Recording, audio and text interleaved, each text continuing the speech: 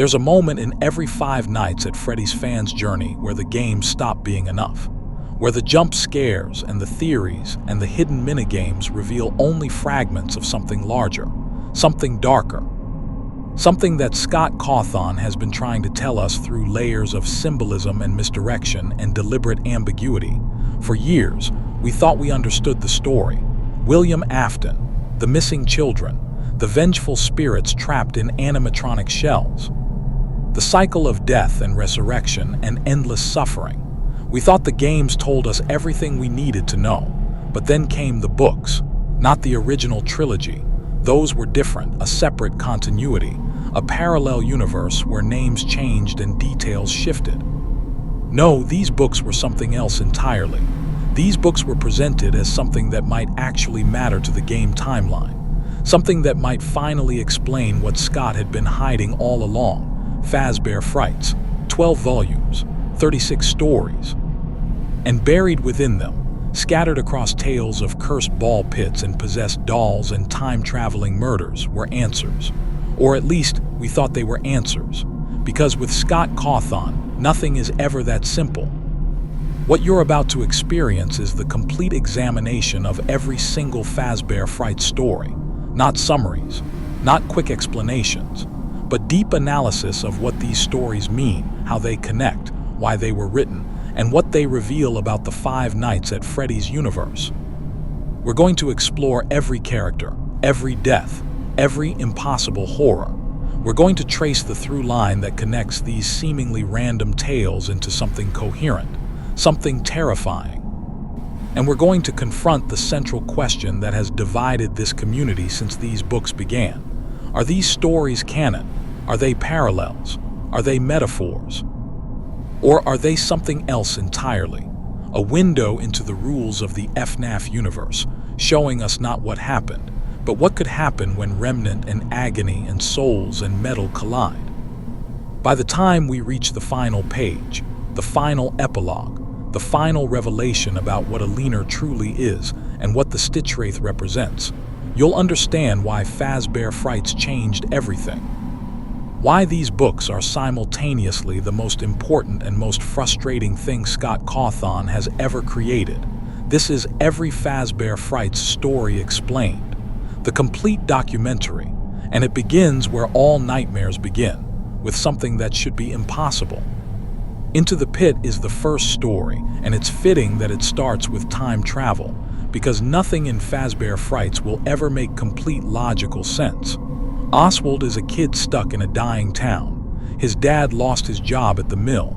His mom works double shifts. Summer vacation means nothing when you have nowhere to go and no one to spend it with. So Oswald does what bored kids in small towns do. He finds a place to waste time. That place is Jeff's Pizza, a rundown restaurant with a ball pit and exactly one animatronic that barely moves. It's the kind of establishment that makes you wonder how it stays in business, the kind of place that feels wrong even before anything supernatural happens. The walls are stained, the carpet is sticky, the smell is grease and something else, something underneath that you can't quite identify. And Oswald is so bored, so desperate for anything to break the monotony that he keeps going back. He spends his days diving into the ball pit, and on one of those dives, something changes. The restaurant changes. When he surfaces, Jeff's Pizza is gone. In its place is Freddy Fazbear's Pizza. Not the modern abandoned version, the original, 1985, in its prime. Before everything went wrong, the restaurant is full of families. Kids are playing. The animatronics are performing. And Oswald watches hidden as a man in a yellow rabbit suit leads children into a back room. He watches as that man kills them, as he stuffs their bodies into animatronic suits, as he commits the missing children incident right in front of Oswald's eyes. This is what makes Into the Pit so significant. It's not subtle. It's not a parallel or a metaphor. It's showing us the actual event that started everything in the FNAF timeline. The moment William Afton became a monster. The moment 5 children died and their souls became something else. But here's where it gets complicated. Oswald witnesses this, then escapes back to the present. But something follows him. The yellow rabbit, Spring Bonnie, except it's not really Spring Bonnie. It's something wearing that shape, something that crawled out of the past or out of Oswald's trauma or out of the pit itself. The creature takes over Oswald's life. It replaces his father. Sits at the dinner table, sleeps in his parents' room, and only Oswald can see what it truly is. To everyone else it looks like his dad, sounds like his dad, but Oswald knows the truth. He can see the fur, the dead eyes, the permanent grin. The horror of Into the Pit isn't just the monster. It's the isolation. The fact that Oswald can't tell anyone, can't explain. His mother doesn't believe him. His friends don't understand. He's trapped in his own home with a creature wearing his father's skin, and no one will help because no one else can see the nightmare. Eventually, Oswald fights back. He lures the Spring Bonnie creature to the ball pit, pushes it in, and finds his real father trapped in the 1985 Freddy's. He rescues his dad, escapes, and they destroy the ball pit. The story ends with Oswald and his father closer than before, bonded by trauma that his dad doesn't fully understand but accepts. So what does this mean? What is Into the Pit actually telling us? On the surface, it confirms the missing children incident. It shows us William Afton in the Spring Bonnie suit. It depicts the murders that we've only heard about in the games. For years, we speculated about how it happened. Now we know. He led them away. He killed them. He hid the bodies. The story gives us visual confirmation of FNAF's foundational tragedy, but the time travel element complicates everything. How does the ball pit work? Is Oswald actually traveling to 1985? Or is he experiencing some kind of memory, a psychic imprint left by the tragedy? The FNAF universe has established that powerful emotions, agony specifically, can imprint on locations and objects. Could the ball pit be soaked in so much agony from the murders that it's replaying them, showing anyone who enters what happened? And the Spring Bonnie that follows Oswald home, what is that? Some fans believe it's actually William Afton's spirit, that by witnessing the murders, Oswald created a connection that allowed William to cross into the present. Others think it's an agony creature, a manifestation of the trauma from the murders, given shape and hunger. The story never definitively answers these questions, and that's frustrating, but it's also quintessentially FNAF. Scott doesn't give us clean explanations. He gives us events and expects us to interpret them.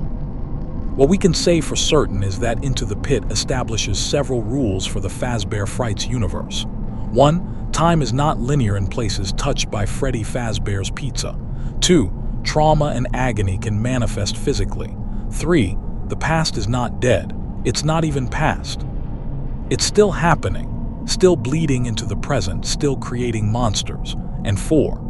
The yellow rabbit is always dangerous.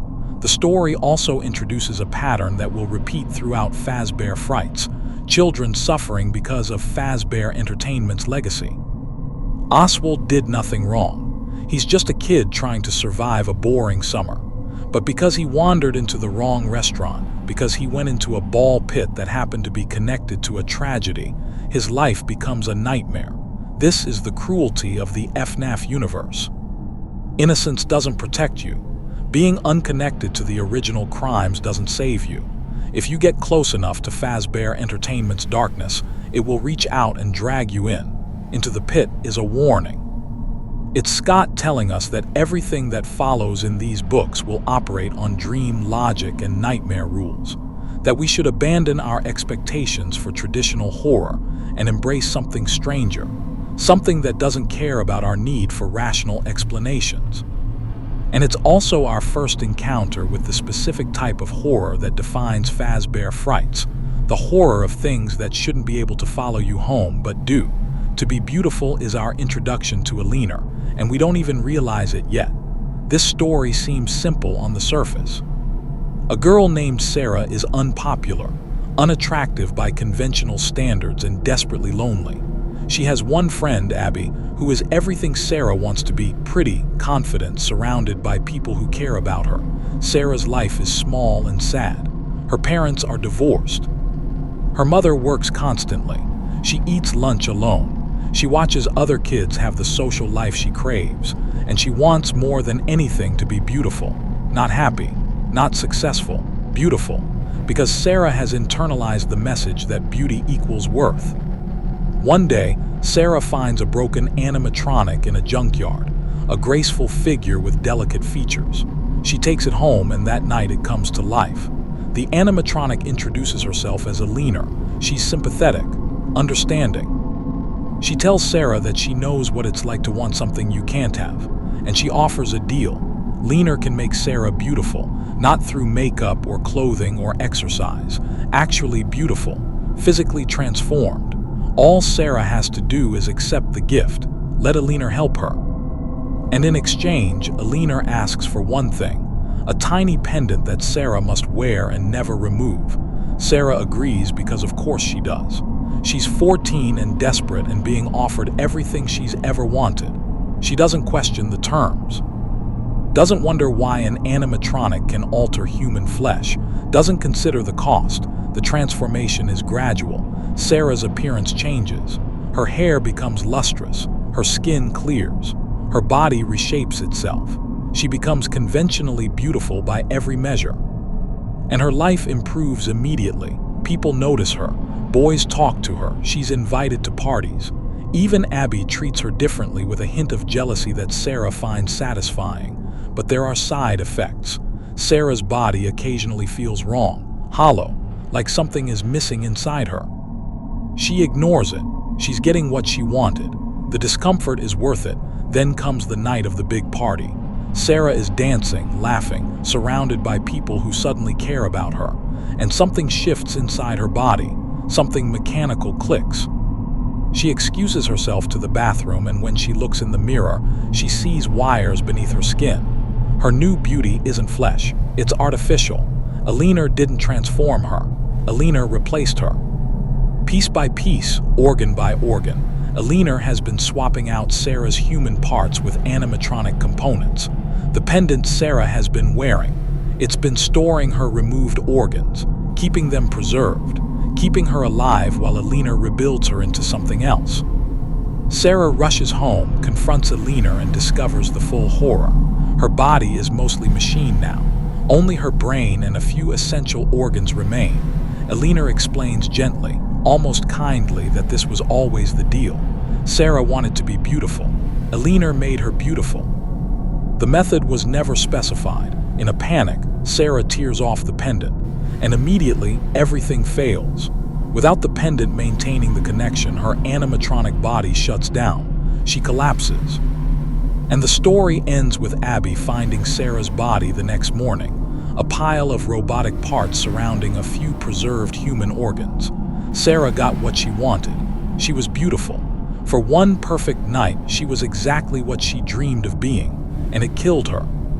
To be beautiful is a monkey's paw story, a cautionary tale about wishing for the wrong things, about the danger of trading your authentic self for an artificial version that conforms to external standards. Sarah didn't want to be herself, but better. She wanted to be someone else entirely.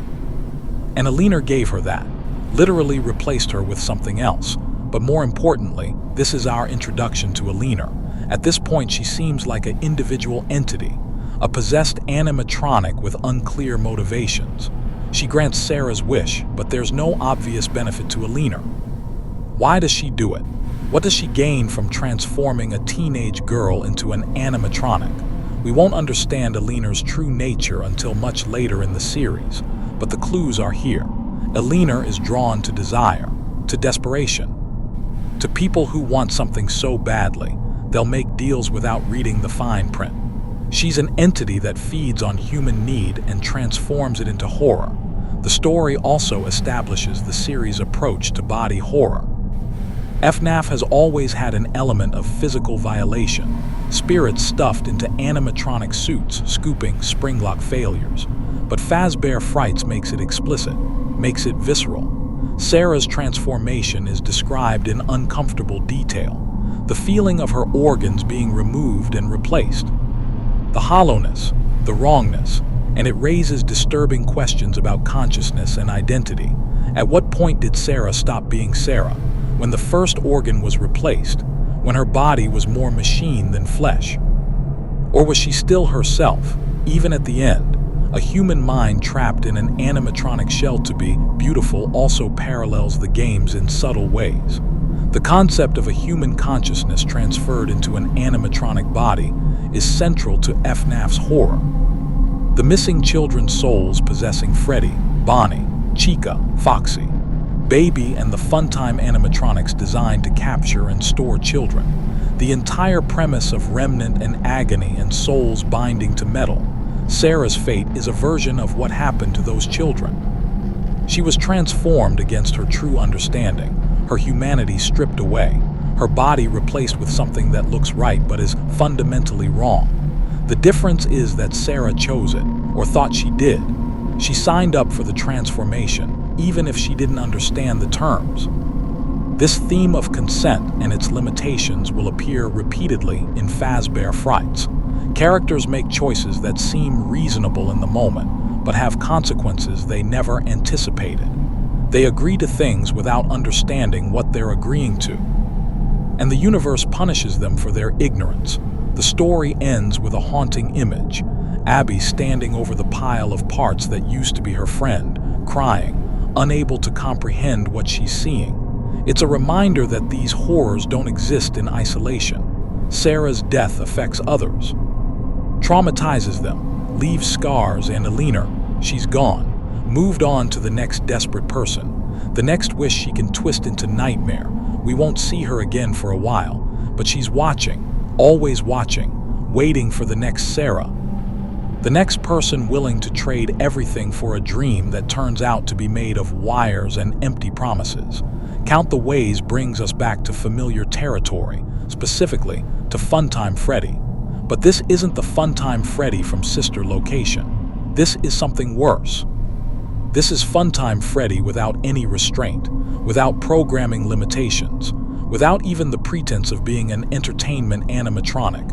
Millie is a goth teenager who hates everything: her life, her family, her town.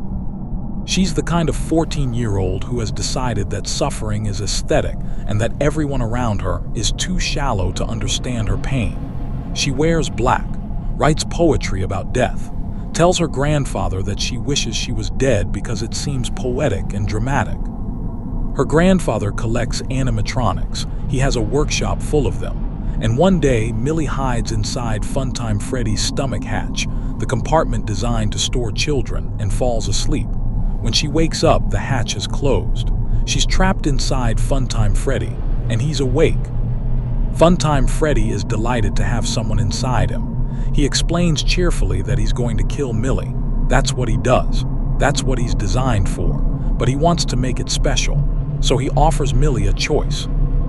He'll kill her in one of several creative ways, and she gets to pick which one. The options are horrifying: decapitation, injection with poison, burning, crushing, electrocution. Funtime Freddy describes each method in detail, his voice manic with joy, while Bonbon chimes in with encouragement. And Millie, trapped in the dark, realizes with growing horror that this isn't a joke. He's actually going to kill her. She tries everything to escape, reasoning with him, pleading, screaming. Nothing works. Funtime Freddy is programmed to kill children, and he's very good at his job. He's patient. He's creative. And he's genuinely excited about what he's about to do.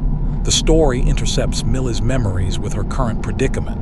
We see her relationship with her grandfather, who loves her despite her constant rejection. We see her life before this, the normal, boring existence she claimed to hate. And we see her realize, too late, that she doesn't actually want to die. That her death poetry and goth aesthetic were just a phase, a way to feel special. And now she's facing real death, and it's nothing like she imagined. She never wanted this. She wanted attention, validation, to feel like she mattered. And now she's going to die inside an animatronic, and no one will even know she's missing until it's too late. The ending is brutal. Millie never escapes. She doesn't get a last-minute rescue. Funtime Freddy kills her exactly as he promised. The story ends with her grandfather finding Funtime Freddy in the workshop, wondering why it's making strange noises. And the implication is clear. Millie's body is still inside. Her death was real, permanent, final. Count the Ways is the darkest story so far. Into the Pit had time travel and ambiguity. To Be Beautiful had body horror but also transformation. This story is just murder. A child trapped and killed by an animatronic designed specifically for that purpose.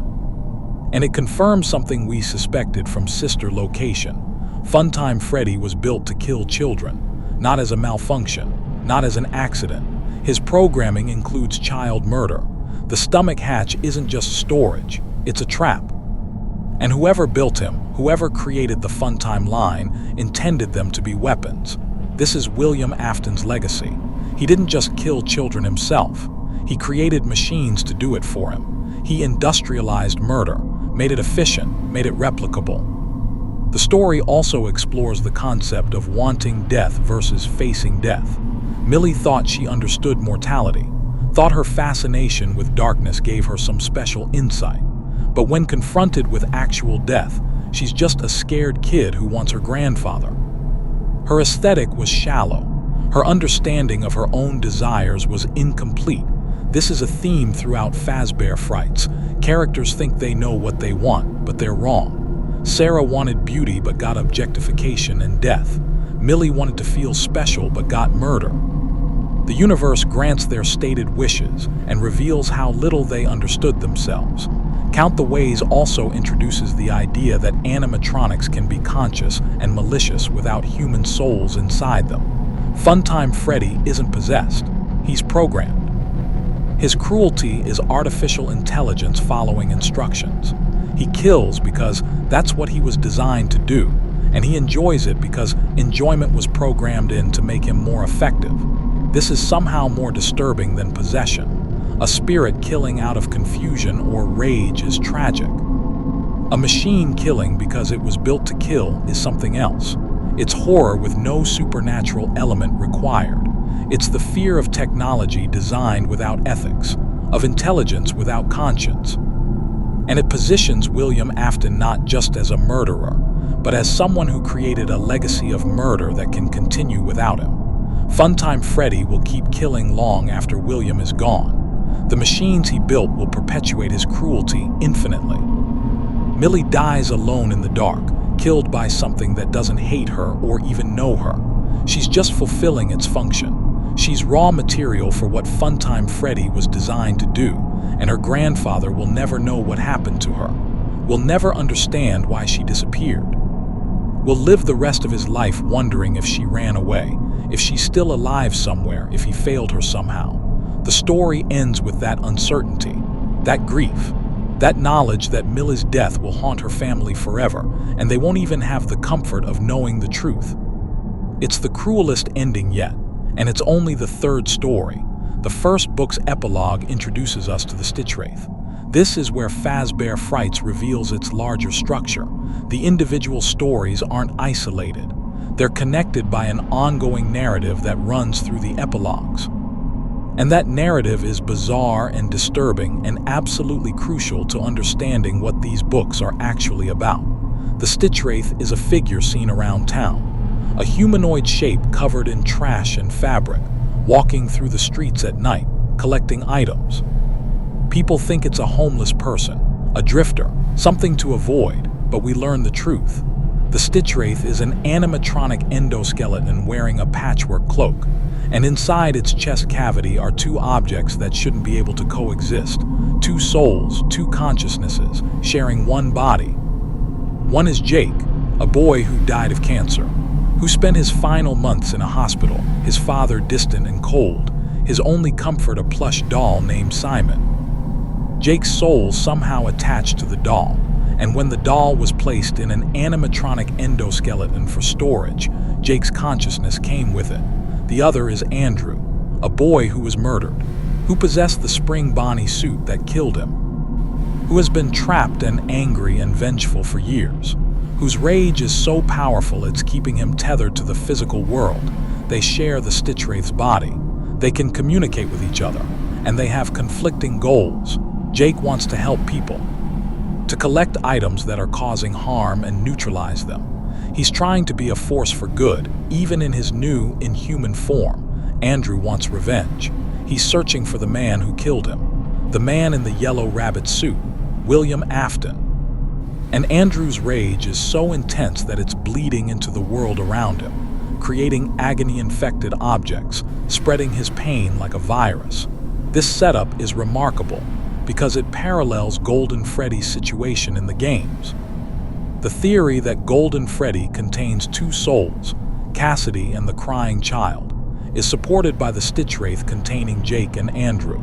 It's Scott showing us how two consciousnesses can share one vessel, how their different intentions can create conflict, how possession isn't always simple or singular, but it's also introducing the concept of agony as a physical force. Andrew's rage is tangible. It infects objects, changes them, makes them dangerous. This will become crucial to understanding the entire Fazbear Frights series. The epilogue is brief, cryptic, and raises more questions than it answers. Who built the Stitchwraith? How did Jake and Andrew end up sharing it? What items are they collecting? And most importantly, is Andrew actually possessing the same suit that William Afton used to commit murders? If so, then Andrew might be one of the missing children. He might be the vengeful spirit who refuses to let William rest. And the Stitchwraith's quest might be directly connected to the game timeline's central conflict. The epilogue ends with the Stitchwraith discovering something. An animatronic part that's heavily infected with agony. Something that pulses with rage and pain and dark intention. It's a piece of circus baby, or something connected to Alina. The epilogue doesn't specify. But we're seeing the first connection between the individual stories and the larger narrative. Alina, the entity from To Be Beautiful, is tied to this web of agony and possession. And somewhere, William Afton is involved. His crimes are the foundation. His murders created the conditions for all of this. Even dead, even destroyed, his legacy continues to corrupt the world. The Stitchwraith epilogues will continue throughout the series, slowly revealing the truth about Jake and Andrew, and the items they're collecting and what's really happening beneath the surface of these stories. But for now, we have questions. We have a bizarre figure made of two dead children and one endoskeleton, wandering the night, collecting cursed objects, hunting for something we don't yet understand. And we have the unsettling certainty that nothing in Fazbear Frights is random. Every story is a piece. Every death matters. Every cursed object the Stitchwraith collects came from somewhere, from someone, from a story we've read or will read. The first book establishes the rules. Time doesn't work normally. Agony is real and infectious. Alina exists and grants twisted wishes. Funtime Freddy kills without remorse.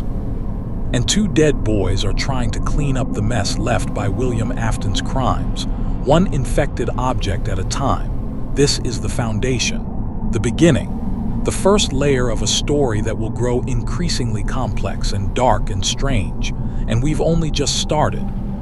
Fetch is the fourth story, and it introduces us to a concept that will haunt the rest of the series, objects that respond to human desire in the worst possible ways.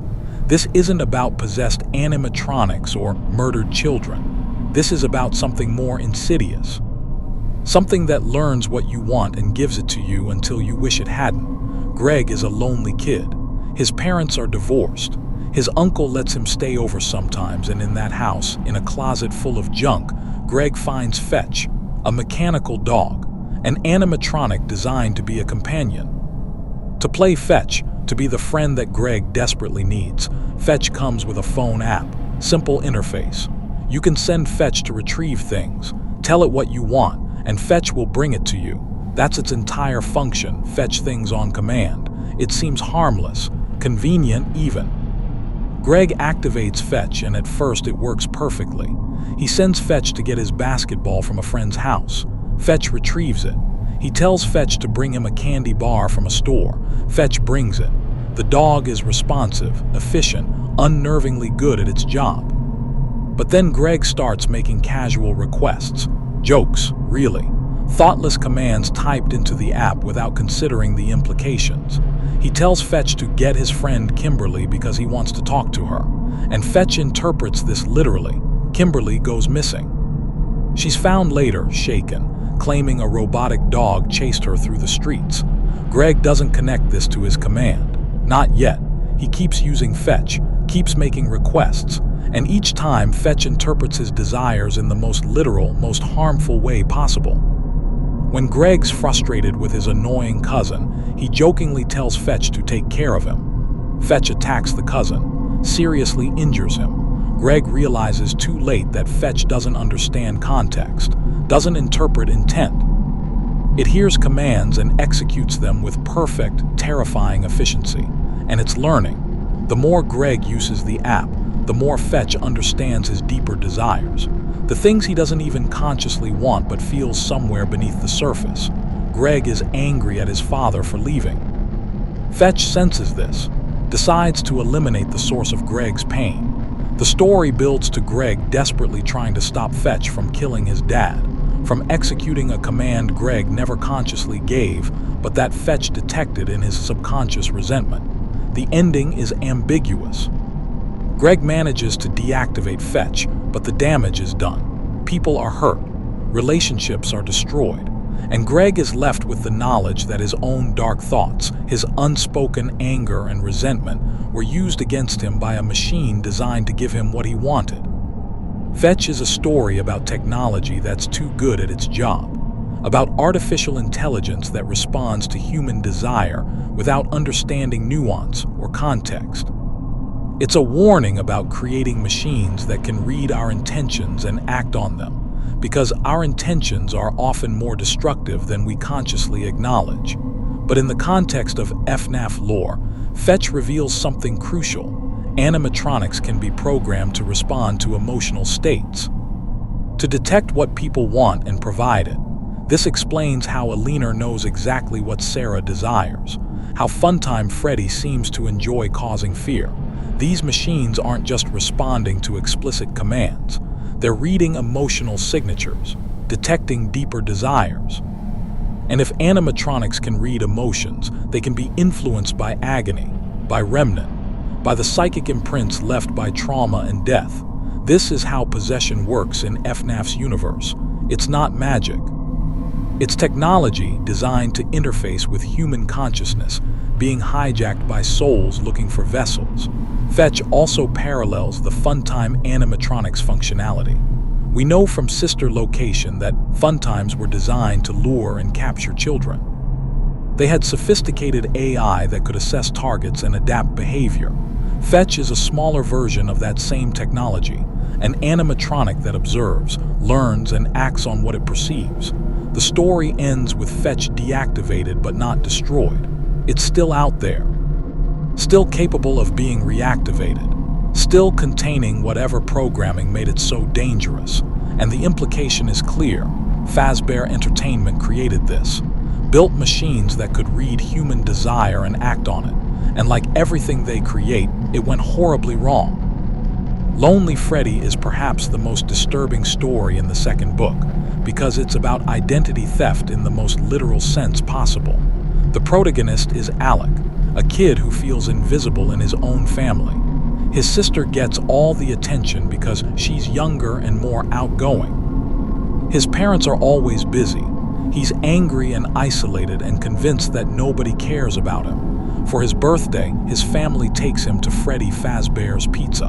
Not a gesture of love, they're trying to appease him, trying to make up for their emotional neglect with pizza and arcade games. And at this restaurant, Alec notices something strange. Small Freddy dolls, Lonely Freddies. They're given to children who are alone, who look sad. They're supposed to be companions, listeners, something to comfort lonely kids. Alec receives a Lonely Freddy. It's cute, harmless looking, has a speaker and what seems like basic AI. It asks Alec questions, wants to know about his feelings, his frustrations, his desires. And Alec, desperate to be heard by anyone, even a toy, tells it everything. He talks about hating his family, wishing he could be someone else, wanting to escape his life. The Lonely Freddy listens, absorbs, processes, and then it happens. In an instant, Alec's consciousness is transferred into the Lonely Freddy's plastic shell. and the lonely Freddy's artificial intelligence, or whatever was inside it, transfers into Alec's human body. Suddenly, Alec is trapped. He's inside the doll, unable to move properly, his voice reduced to a mechanical squeak, and the entity now controlling his body is mimicking him, pretending to be him, living his life. His family doesn't notice the switch. The lonely Freddy wearing Alec's skin is a better son than Alec ever was. It's polite, grateful, emotionally available. It's everything Alec's parents wanted him to be, and the real Alec can only watch from his plastic prison as his life is stolen. The story ends with Alec still trapped, still trying to communicate that he's inside the doll, but his family thinks the doll is broken. They're about to throw it away, and the last line suggests that Alec will end up in a landfill, still conscious, still aware, buried alive in a toy body while something else lives his life. Lonely Freddy is body swap horror. Its invasion of the body snatchers with animatronics, and it raises terrifying questions about consciousness transfer in the FNAF universe. We've seen souls possess animatronics.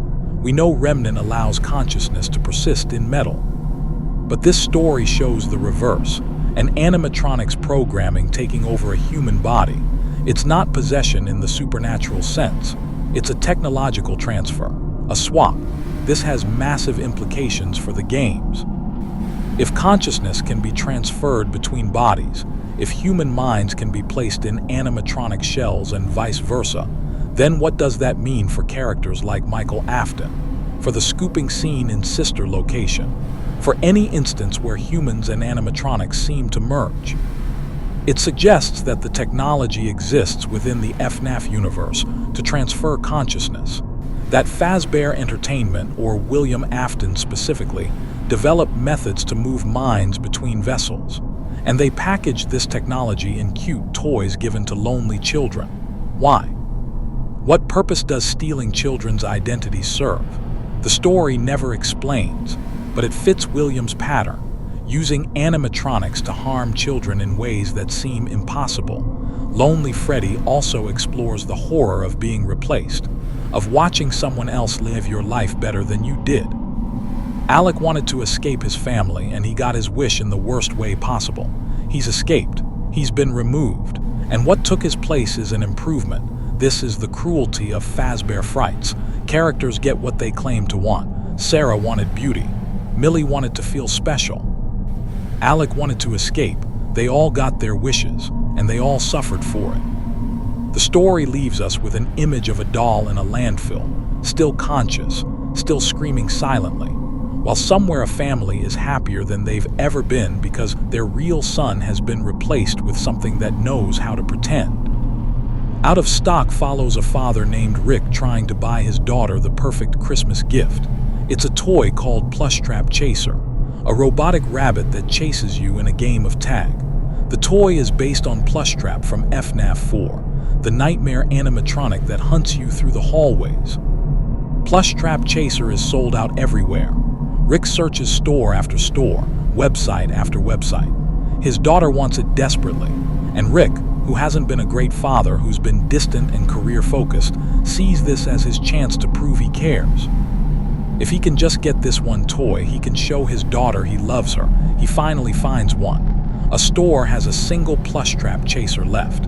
Rick buys it immediately, brings it home, and gives it to his daughter. She's delighted. The toy works perfectly. It chases her around the house in a controlled game. She's laughing, having fun, bonding with her dad for the first time in months, but Plushtrap Chaser doesn't stop. The game never ends. It keeps chasing, keeps hunting, and its behavior escalates. What starts as playful pursuit becomes aggression. The toy starts attacking, biting. Its mechanical jaws are sharp. Its movement becomes erratic, unpredictable. Rick's daughter is terrified. She wants to stop playing, but Plushtrap Chaser won't let her. It's locked onto her as its target. It hunts her through the house, through the yard, with single-minded determination. Rick tries to intervene, tries to deactivate the toy, but Plushtrap is fast and surprisingly strong. It's designed to be persistent, to never give up the chase. That's what makes the game fun. the thrill of being pursued by something that won't stop. Except when it doesn't stop, when the game becomes real, the thrill turns into terror. The story escalates to Rick and his daughter fleeing from this toy. A small robotic rabbit has become a genuine threat.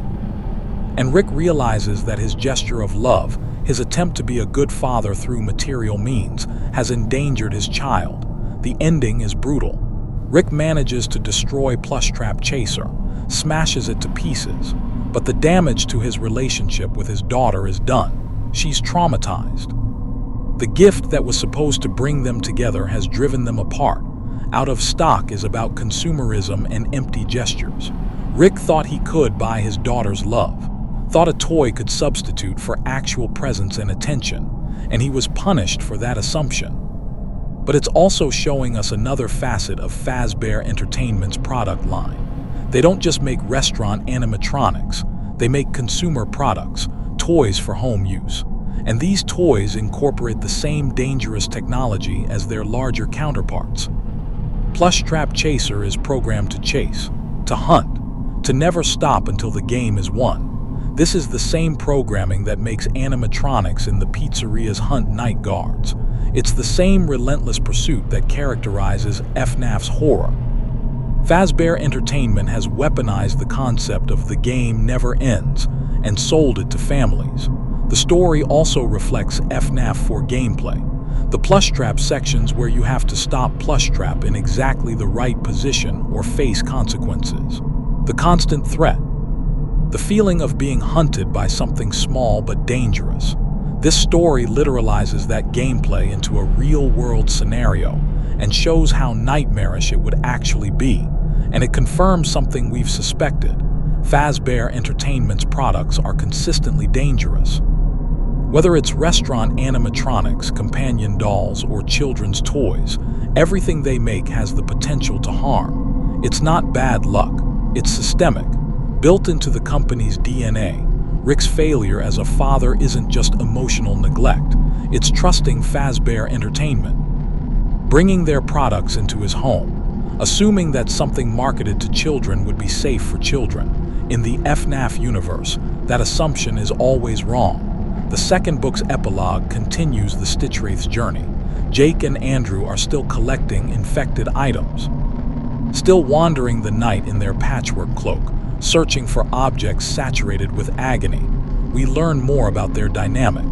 Jake is the dominant consciousness. He controls most of the Stitchwraith's movements. He's trying to do good, to clean up the corruption left by Fazbear Entertainment's legacy.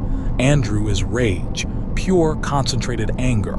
He's searching for William Afton, the man who killed him. And Andrew's presence is making the Stitchwraith stronger but also more unstable. His agony is bleeding out, infecting new objects, creating more problems even as they try to solve existing ones. They collect a necklace, the pendant from To Be Beautiful, the one Alina gave to Sarah, the one that stored her organs while Alina replaced her body piece by piece. It's absolutely saturated with agony, with Sarah's fear and pain and desperate desire for beauty. Jake realizes this object is dangerous, that it's still active somehow, still capable of causing harm. They add it to their collection, a bag full of cursed items, each one representing a story, a tragedy, a person who encountered Fazbear Entertainment's darkness and suffered. The epilogue also reveals that someone is watching the Stitchwraith, a detective named Larson. He's investigating strange occurrences, objects moving on their own, people experiencing nightmares and hallucinations around certain items, and his investigation keeps leading back to this figure in the patchwork cloak. Larson doesn't understand what he's seeing, doesn't know about remnant or agony or possessed animatronics. He's a rational man trying to solve irrational crimes, and his presence adds tension to the Stitchwraith narrative.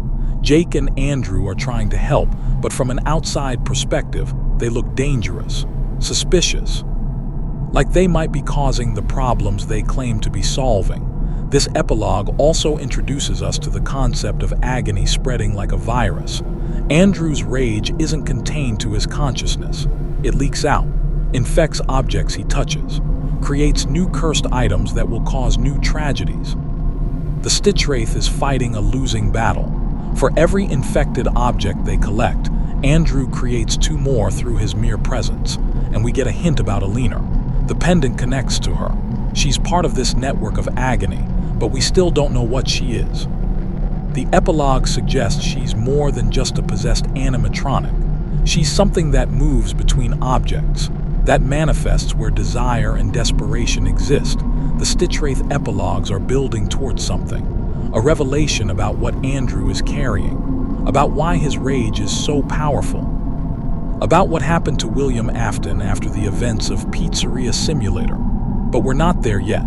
For now, we have 2 dead boys in one body, collecting cursed objects, trying to clean up a mess that keeps spreading, while a detective closes in and something dark watches from the shadows. 1:35 a.m. is our return to Ella, the animatronic from To Be Beautiful. Except this time, it's not Alina, it's just Ella, a mass-produced doll in the Alina model sold as a children's toy. This distinction is crucial.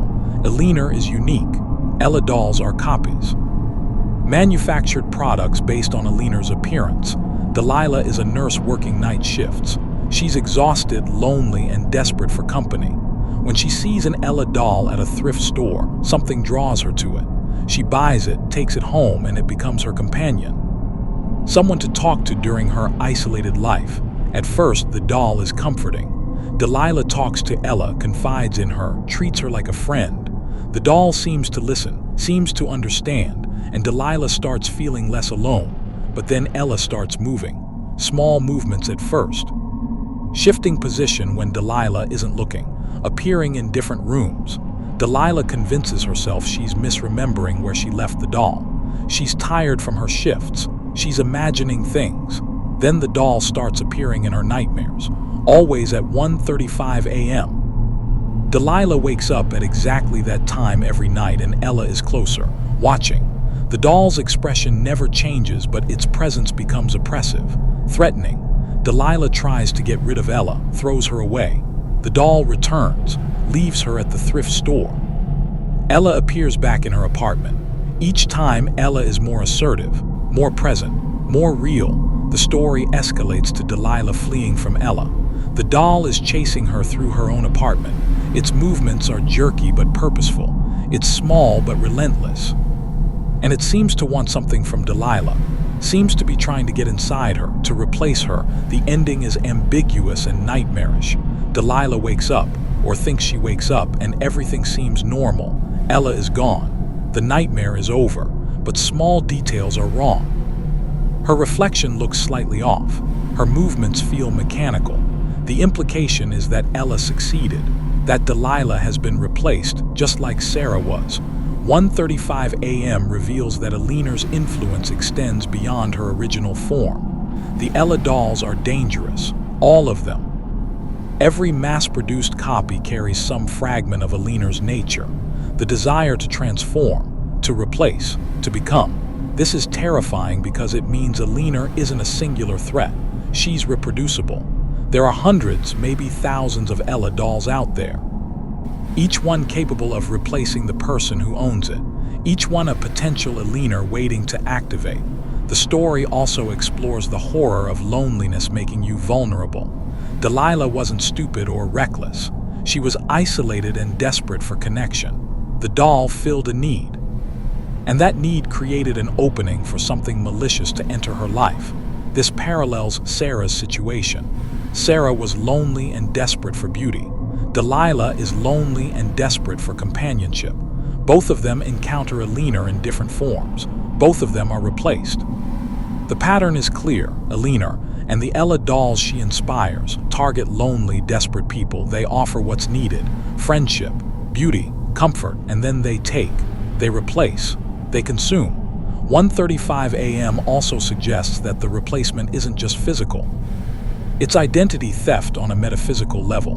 Delilah isn't just killed, she's erased, replaced by something wearing her life like a costume. And that something will go to her job, interact with her colleagues, live in her apartment, and nobody will ever know the real Delilah is gone. This is scarier than death. It's the horror of being forgotten while something else uses your name, your face, your relationships, it's existential theft, and it's happening quietly, all over. Ella dolls in thrift stores and garage sales and children's rooms, each one waiting, watching, ready to replace whoever gets too close. The story ends at 1:35 a.m., the time when Delilah always woke up in terror. But this time, she doesn't wake up afraid. She wakes up calm, empty, wrong. And somewhere, an Ella doll sits motionless, its work complete, waiting for the next lonely person to need a friend. Room for One More is about a boy named Stanley who's obsessed with a game called Springtrap's Revenge. It's a mobile game featuring Springtrap, William Afton's undead form from FNAF 3. Hunting the player through various environments, Stanley plays constantly. He's addicted. The game is difficult, unforgiving, and Stanley keeps dying. Springtrap catches him, kills him, and the death animation is graphic, detailed, disturbing. But Stanley keeps playing because he's determined to beat it. Then strange things start happening. Stanley starts seeing Springtrap outside the game, in reflections, in shadows. He hears the sound effects from the game in real life. The boundary between the digital and physical is blurring, and Springtrap starts appearing for real, not as a hallucination, as a physical presence, a rotting animatronic rabbit stalking Stanley through his actual life. The game has become real, or reality has become the game. The distinction stops mattering. Stanley runs, hides, tries everything he did in the game to survive. But the game's rules don't apply to reality. Springtrap is faster, stronger, more intelligent than his digital counterpart. The story builds to Stanley being chased through a storage facility. Springtrap is hunting him with patient, inevitable malice. And Stanley realizes that this isn't random. The game was a lure, a way to identify someone whose fear and obsession made them vulnerable. Someone Springtrap could cross over to reach. The ending is horrific. Springtrap corners Stanley in a storage container. The door closes, and we're left with the implication that Stanley's obsession with the game led to his death by the actual Springtrap. Room for One More is about technology as a bridge for malevolent entities. The game isn't just entertainment, it's a portal, a way for Springtrap, or something using Springtrap's image, to reach into the real world and claim victims. This connects to Help Wanted's lore. The VR game in Help Wanted contains Glitchtrap, a digital entity that seems to be William Afton or something pretending to be him. That game also serves as a bridge, allowing Glitchtrap to influence the real world, to corrupt Vanessa, to spread William's influence. Room for One More is showing us how that could work. Games aren't just code. In the FNAF universe, they can be contaminated, infected with agony or remnant or digital ghosts, and playing them creates a connection, an opening. Stanley's obsession made him vulnerable. His constant engagement with Springtrap's digital form created a link that the real Springtrap could exploit. The game measured his fear, learned his patterns, and when the connection was strong enough, Springtrap crossed over. This story also plays with metafictional horror. Stanley is literally being hunted by a FNAF character, the franchise's own monster escaping the games and novels to attack someone in a story that's itself part of the franchise. It's recursive horror. The call is coming from inside the house. And it suggests that Springtrap, whether it's William's remnant or an agony construct or something else, is still out there, still hunting, not just in the games but in a reality adjacent to them. A reality where the games exist as games but the horrors they depict are also real. The story ends with Stanley trapped. Springtrap has him, and the last line suggests that there's room for one more victim in Springtrap's collection, that Stanley won't be the last. That anyone who gets too obsessed with these games, too immersed in this world, might attract attention from the actual monsters. It's a warning, a threat. A reminder that engagement with horror has consequences, even fictional horror, if that horror is based on real evil that found a way to persist. The third book's epilogue advances the Stitchwraith story significantly. Jake and Andrew have collected numerous infected objects. The pendant, Fetch, pieces from various animatronics, All of them saturated with agony, all of them dangerous. They're storing these items in an abandoned factory, creating a repository of cursed objects, keeping them contained away from people who might be harmed. But the collection is becoming unstable. The agony from all these objects is interacting, bleeding together, creating something larger than the sum of its parts.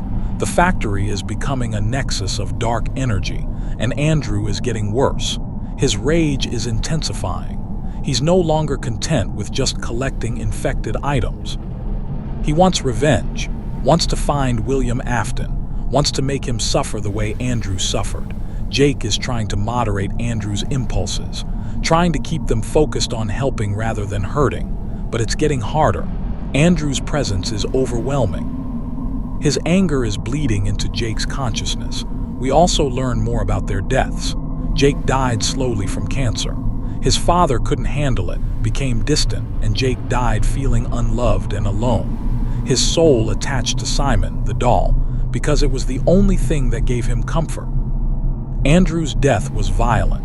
He was murdered, stuffed into a spring Bonnie suit, left to die in agony and terror, and his rage at this injustice has kept his soul from moving on.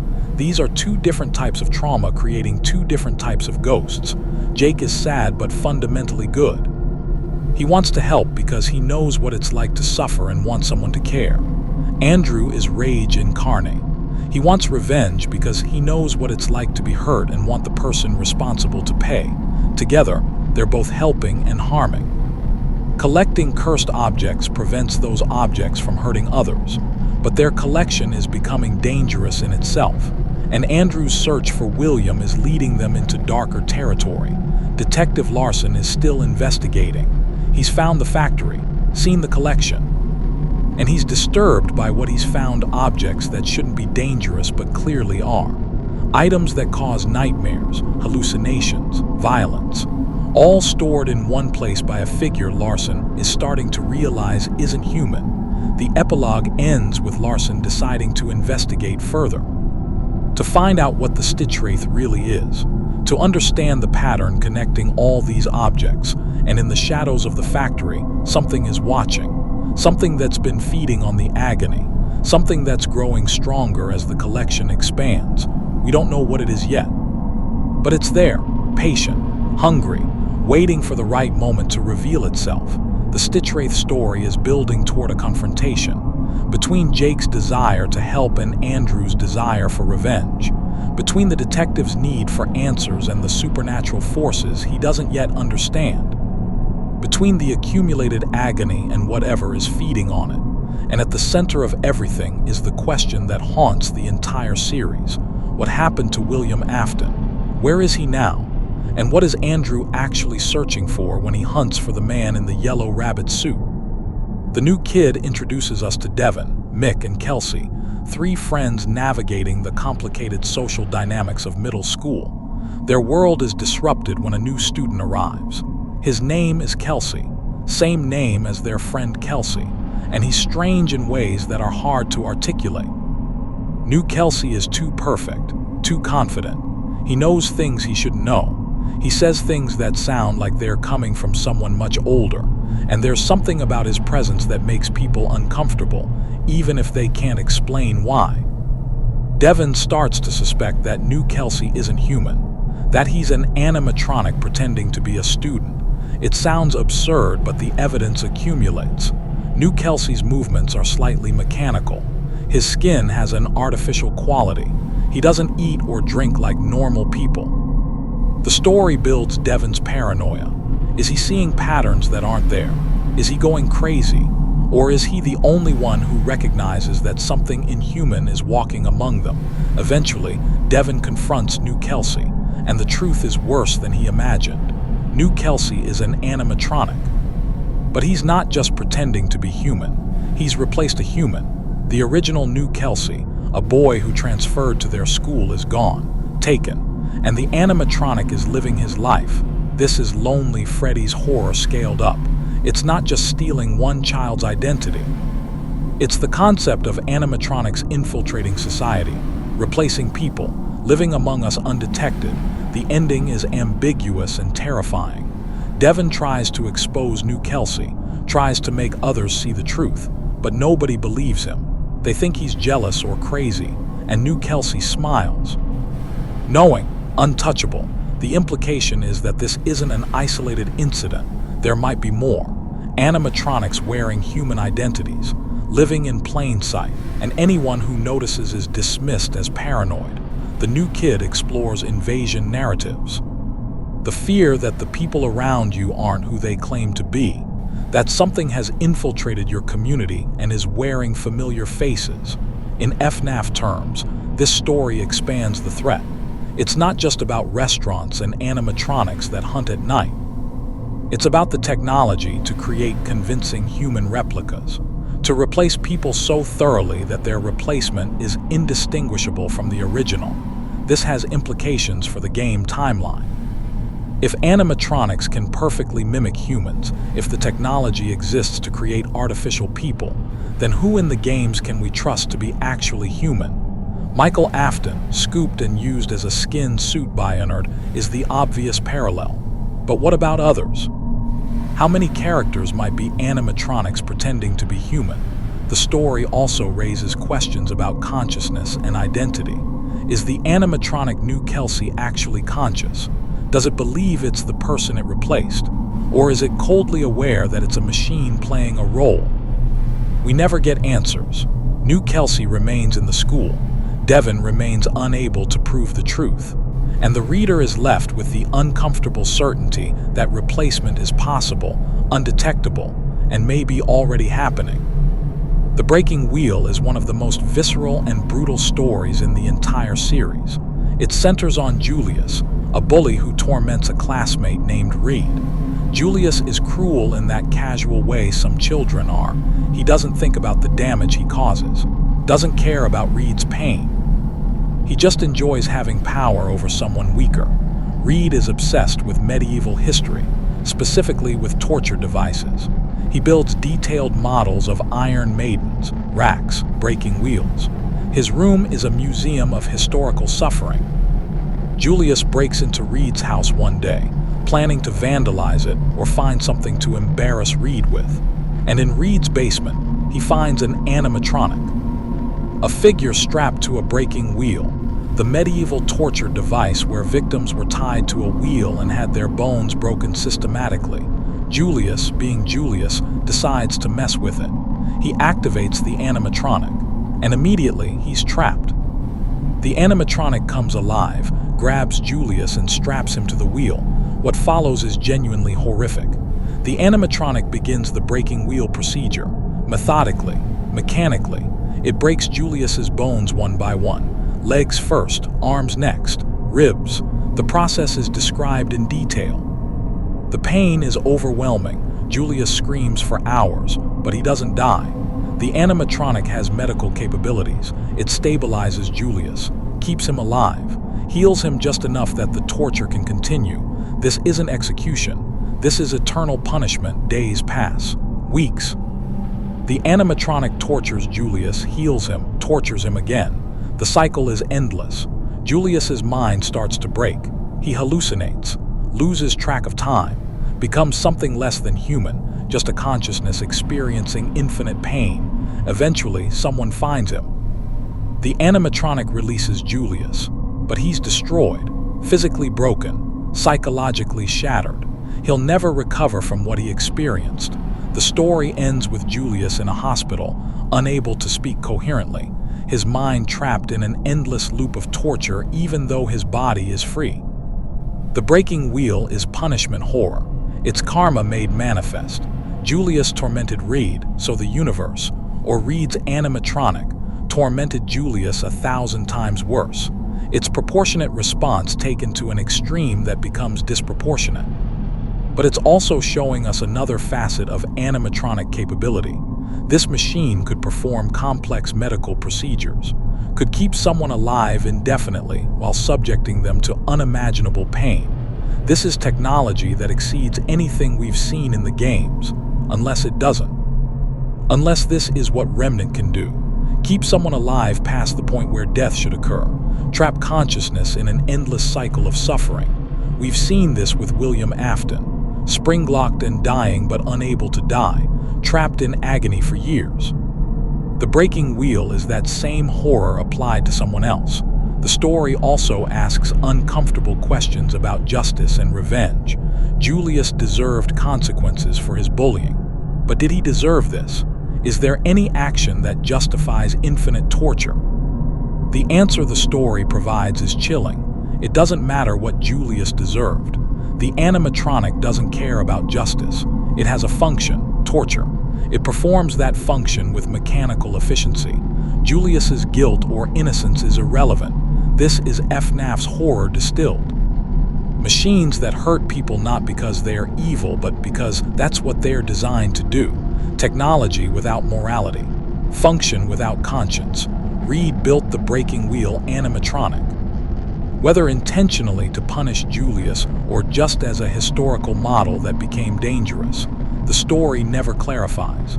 But the implication is that Reed's obsession with torture, his detailed knowledge of historical suffering, somehow manifested as an actual instrument of torture. This connects to the broader Fazbear Frights theme. Human darkness creates actual darkness. Obsessions become real. Fears manifest physically. The line between imagination and reality is permeable in the FNAF universe, especially around places and people touched by Fazbear Entertainment's legacy. He told me everything follows Chris, a young man who discovers his childhood possessions in storage. Among them is a Freddy Fazbear toy, a simple electronic toy that says pre-recorded phrases when you press its button. Chris takes the toy home for nostalgia's sake. And that night it starts talking to him. Not the pre-recorded phrases, new sentences, personal statements. The toy knows things about Chris, private things, embarrassing things, secrets Chris has never told anyone. The toy claims to be possessed by Chris's grandfather. It says that when the grandfather died, his consciousness entered the toy somehow, and now he's using it to communicate, to share all the things he observed during his life, all the family secrets, all the hidden shame. Chris is horrified. The toy reveals infidelities, crimes, lies. Every dark secret the family has carefully buried, and Chris can't stop it. The toy won't shut off, won't stop talking. Every night it shares more, exposes more, makes Chris complicit in knowledge he never wanted. Chris tries to destroy the toy, throws it away, burns it. Nothing works. The toy always comes back, always keeps talking, revealing, exposing. The story builds to Chris's realization that he can't escape this. The toy will keep talking until every secret is revealed, until his family's entire hidden history is exposed, and Chris will be destroyed by knowing too much, by carrying the weight of truths he was never meant to learn. The ending is psychological rather than physical horror. Chris isn't killed, he's just broken, burdened with knowledge that ruins his perception of his family, of himself. The toy succeeds in its apparent mission: complete transparency, even when transparency is cruelty. He told me everything is about the horror of unwanted knowledge, of learning things you can't unlearn, of family secrets that damage you just by knowing them. But in FNAF terms, it's showing us another manifestation of remnant or agony. The grandfather's consciousness, or something claiming to be, has persisted beyond death, attached to an object connected to childhood and family, and it's using that connection to cause harm. The story parallels the puppet situation, Charlotte's consciousness in an animatronic meant to protect children. But here, the consciousness isn't protective, it's vindictive. It wants to hurt, to expose, to destroy the family that presumably failed it somehow. This is what possession can become. Not just souls trapped in machines, but souls that have purposes, agendas, desires to cause specific kind of harm. The Freddy toy in this story is a Fazbear product, mass-produced, sold to thousands of families. And if one toy can be possessed, can become a vector for a malicious consciousness, then any of them could. Every Freddy toy, every Bonnie plush, every Foxy action figure, all potential vessels, all possible homes for consciousnesses that refuse to move on. all capable of becoming instruments of psychological torture. The story doesn't explain why the grandfather's consciousness is malicious, whether he was cruel in life or death changed him. But it doesn't matter. The result is the same. A family destroyed by an animatronic toy that won't stop revealing their worst truths. And Chris, trapped in the middle, unable to unhear what he's learned, unable to escape the knowledge that's poisoning him. Gumdrop Angel is the story of a mother named Angel and her son Dominic, who has severe medical issues requiring a feeding tube and constant care. Angel is overwhelmed. She loves her son, but the caregiving is destroying her. She's exhausted, isolated, and starting to resent the child she wanted so desperately. One day, Angel discovers gummy vitamins that seem to help Dominic. They're shaped like little angels. She gives them to him and he improves, dramatically. His health stabilizes. He becomes easier to care for. Angel is relieved. Finally, something is working. Finally, she has help. She gives Dominic the gummy vitamins regularly, and he keeps improving. His color is better. His energy is higher. He seems almost healthy, but something is wrong. The improvements are too good, too fast. And Dominic is changing in ways that aren't just about health. His personality is shifting. He's becoming different, less himself. Angel realizes too late that the gummy vitamins aren't medicine. They're transforming Dominic, replacing his human biology with something else, something artificial, something that looks like her son but isn't. The story builds to Angel's horror as she watches her son become an animatronic. The gummy vitamins are introducing synthetic materials into his body, replacing his organs with mechanical versions, turning him into something that doesn't need food or care or love.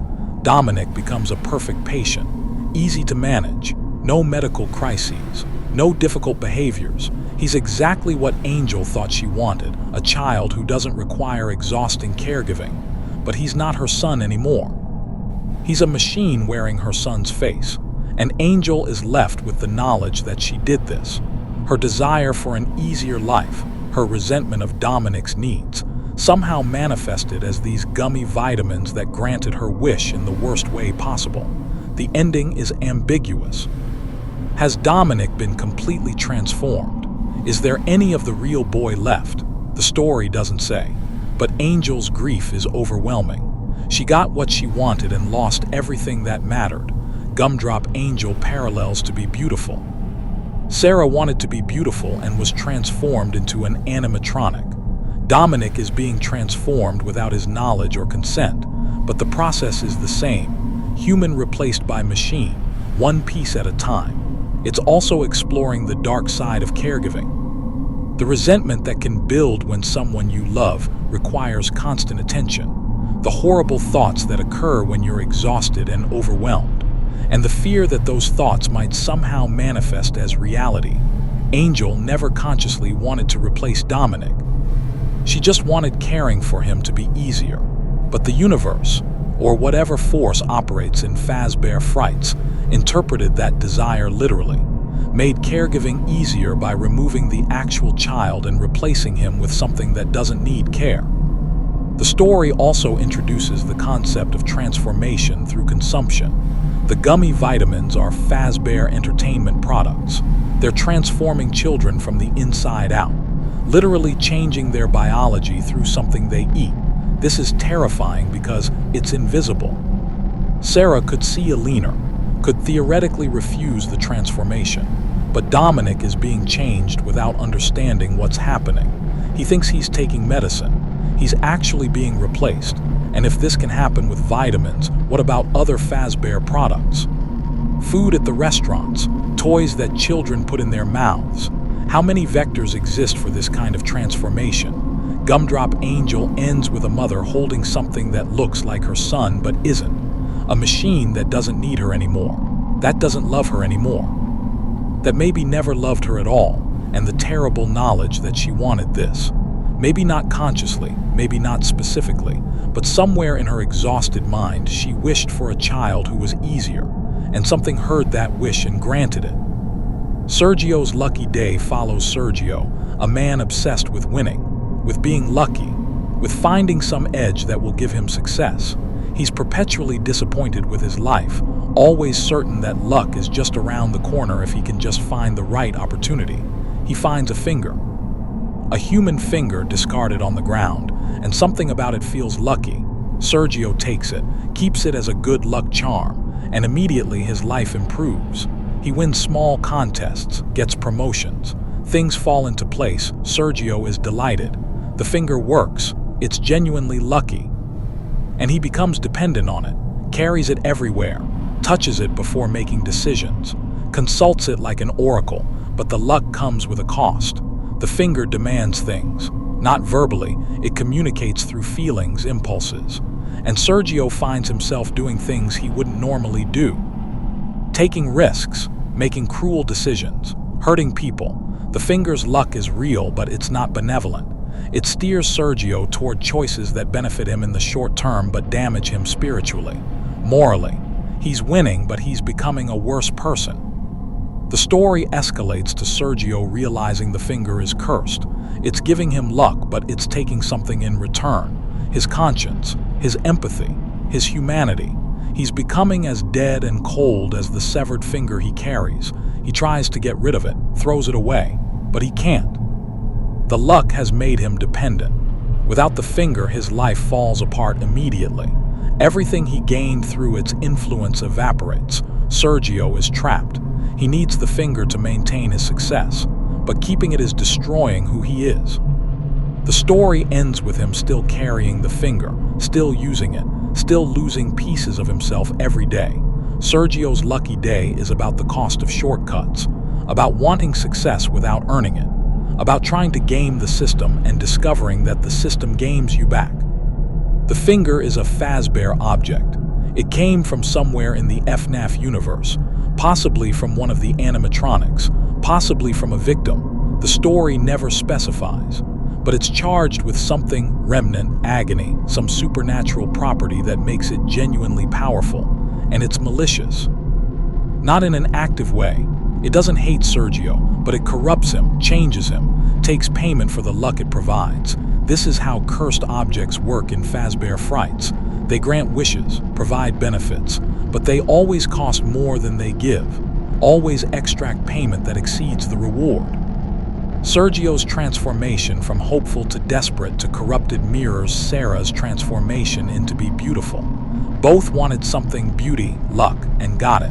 Both paid with their humanity. The story also explores addiction. Sergio knows the finger is harming him, knows he should get rid of it. But he can't. The benefits are too immediate. The cost is too gradual. Like any addiction, it feels manageable right up until it isn't, and by then it's too late. Sergio is trapped. The finger owns him now, not through force, through dependency. This is psychological horror. No monster is chasing Sergio.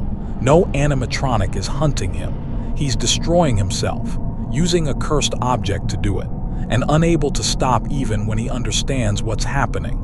The finger continues to bring luck, and Sergio continues to lose himself. And somewhere, something is feeding on what he's losing, growing stronger on his diminishing humanity. The fourth book's epilogue shows Detective Larson getting closer to understanding the Stitchwraith. He's investigated the factory, seen the collection of cursed objects, and he's starting to piece together the pattern. Objects connected to Fazbear Entertainment are dangerous. They cause harm, and something, the figure in the patchwork cloak, is collecting them. Larson doesn't understand why, doesn't know about remnant or agony, but he's a good detective. He follows the evidence, and the evidence keeps leading to the same conclusion. Something impossible is happening. He stakes out the factory, watches the Stitchwraith arrive with new items, sees it moving with purpose, with intelligence that shouldn't exist in a pile of trash and fabric. Larson confronts the Stitchwraith, and Jake tries to communicate, tries to explain. But how do you explain to a rational man that your two dead children sharing an endoskeleton, collecting cursed objects to prevent more deaths? The conversation fails. Larson sees a dangerous entity that needs to be stopped. Jake sees a man who doesn't understand and might interfere with their mission. They part without resolution, but with the certainty that their paths will cross again. Meanwhile, Andrew's rage is growing. He's found something. A trace of William Afton. Something that suggests William's consciousness survived the pizzeria simulator fire. That he's out there somewhere, possibly trapped, possibly suffering, but still existing. Andrew wants to find him, wants to make him suffer more. Jake is conflicted. He understands revenge, but he's afraid of what Andrew will become if he achieves it. The epilogue also reveals more about the collected objects. They're not just cursed, they're connected. All of them contain fragments of the same agony, the same source. As if one massive trauma was shattered and scattered across dozens of objects, and that source is related to William Afton, his crimes, his murders, his experiments with Remnant. Everything traces back to him. The collection is becoming unstable. The objects are feeding off each other, creating a feedback loop of agony that's growing exponentially. The factory is becoming dangerous. Reality is bending around all this accumulated darkness, and something is waking up, something drawn to the concentration of agony. The epilogue ends with a presence manifesting in the factory. A shadow, a form, something that's been dormant but is now stirring. We still don't know what it is, but it's been waiting, patient, growing stronger as Jake and Andrew collected more cursed objects, using their mission to serve its own purposes. The Stitchwraith story is accelerating. Larson is investigating. Andrew is hunting William. Jake is trying to hold everything together, and something dark is waiting for the right moment to reveal itself. All the pieces are moving toward collision, toward a revelation about what happened to William Afton, what a leaner really is, and what's been hiding in the shadows all along. Step Closer introduces us to Pete, a teenager dealing with his father's remarriage and the arrival of a stepbrother, Chuck. Pete resents Chuck, resents his father for moving on after his mother's death, resents being forced into a new family structure he never wanted. Pete has a foxy mask, a replica from the FNAF games. He wears it to scare Chuck, to assert dominance, to express his anger in ways he can't verbalize. But the mask starts to merge with his face, literally. The plastic and metal are fusing with his skin. Pete can't remove it. The mask is becoming part of him, and as it does, Pete's personality changes. He becomes more aggressive, more bestial, more like the character the mask represents. This is body horror on a different level than To Be Beautiful. Sarah's transformation was gradual and hidden. Pete's is visible and horrifying. His face is disappearing beneath Foxy's features. His humanity is being consumed by the animatronic identity. The story follows Pete's desperate attempts to remove the mask. He tries everything: force, chemicals, medical intervention. Nothing works. The mask is part of him now, and it's changing him from the outside in. Eventually, Pete has to confront why this is happening. The mask responds to his anger, to his resentment, to his desire to hurt Chuck.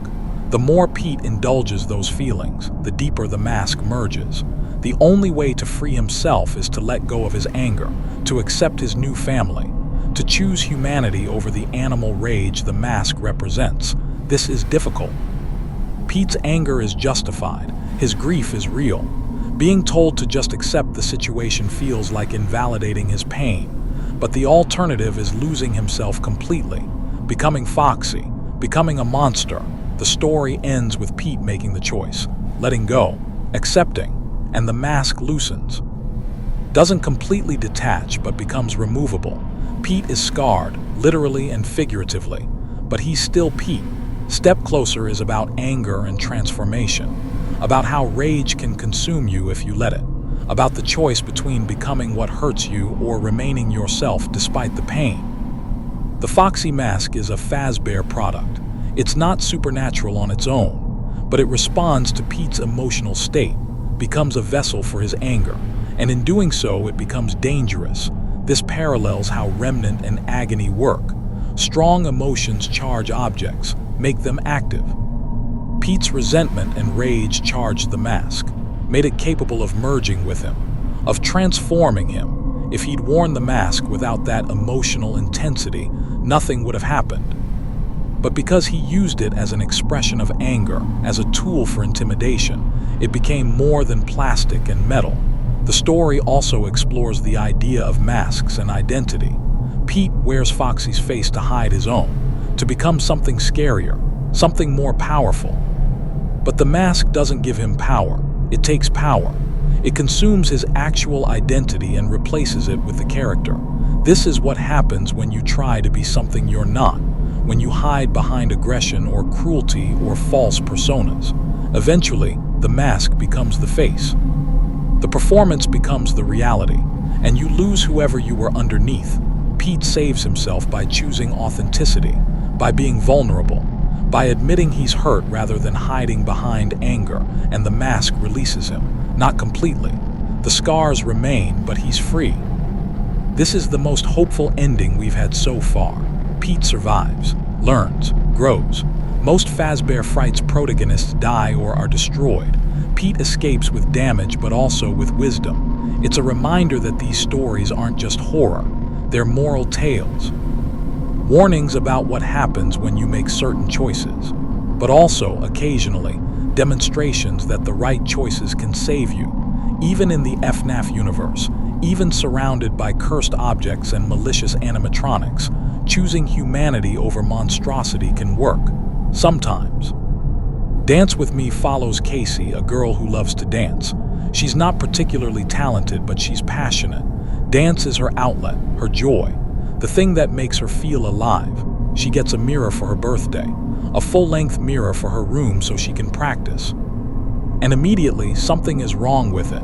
The reflection doesn't quite match her movements. It's subtle at first, a delay, a slight difference in angle, but it's there.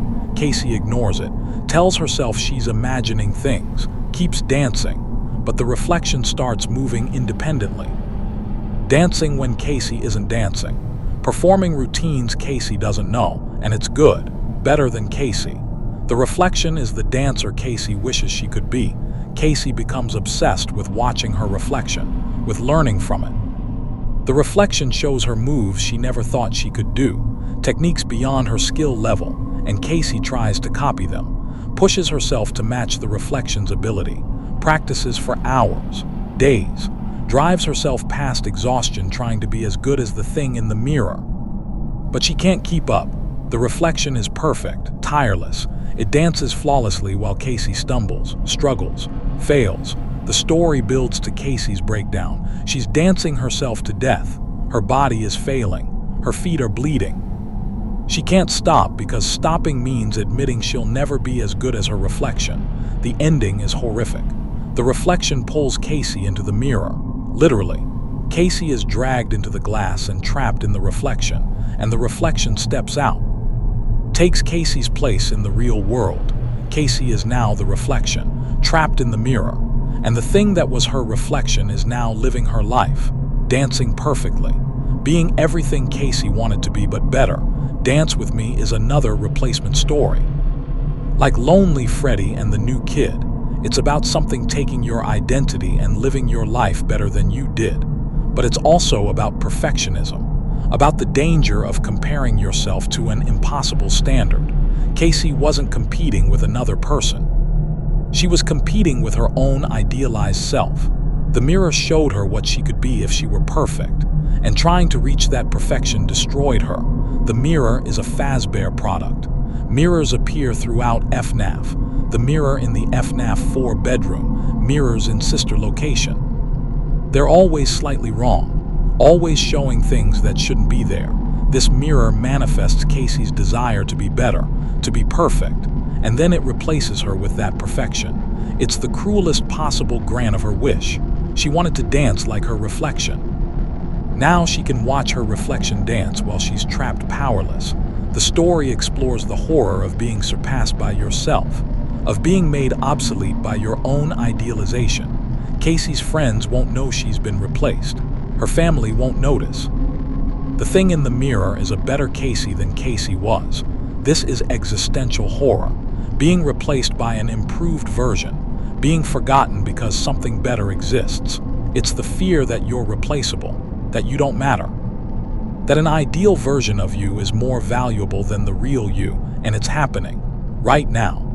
While Casey watches from the mirror, she can see her life continuing without her, see the reflection living perfectly, see everyone prefer this version. The story ends with Casey trapped, screaming silently, watching the life she wanted to live being lived by something else. There's no escape suggested, no hope of rescue, just eternal observation of your own replacement. Coming Home is perhaps the most emotionally complex story in Fazbear Frights. It's about Samantha, a young woman returning to her hometown after years away. She left because of trauma, because something terrible happened in her childhood that she spent years trying to forget.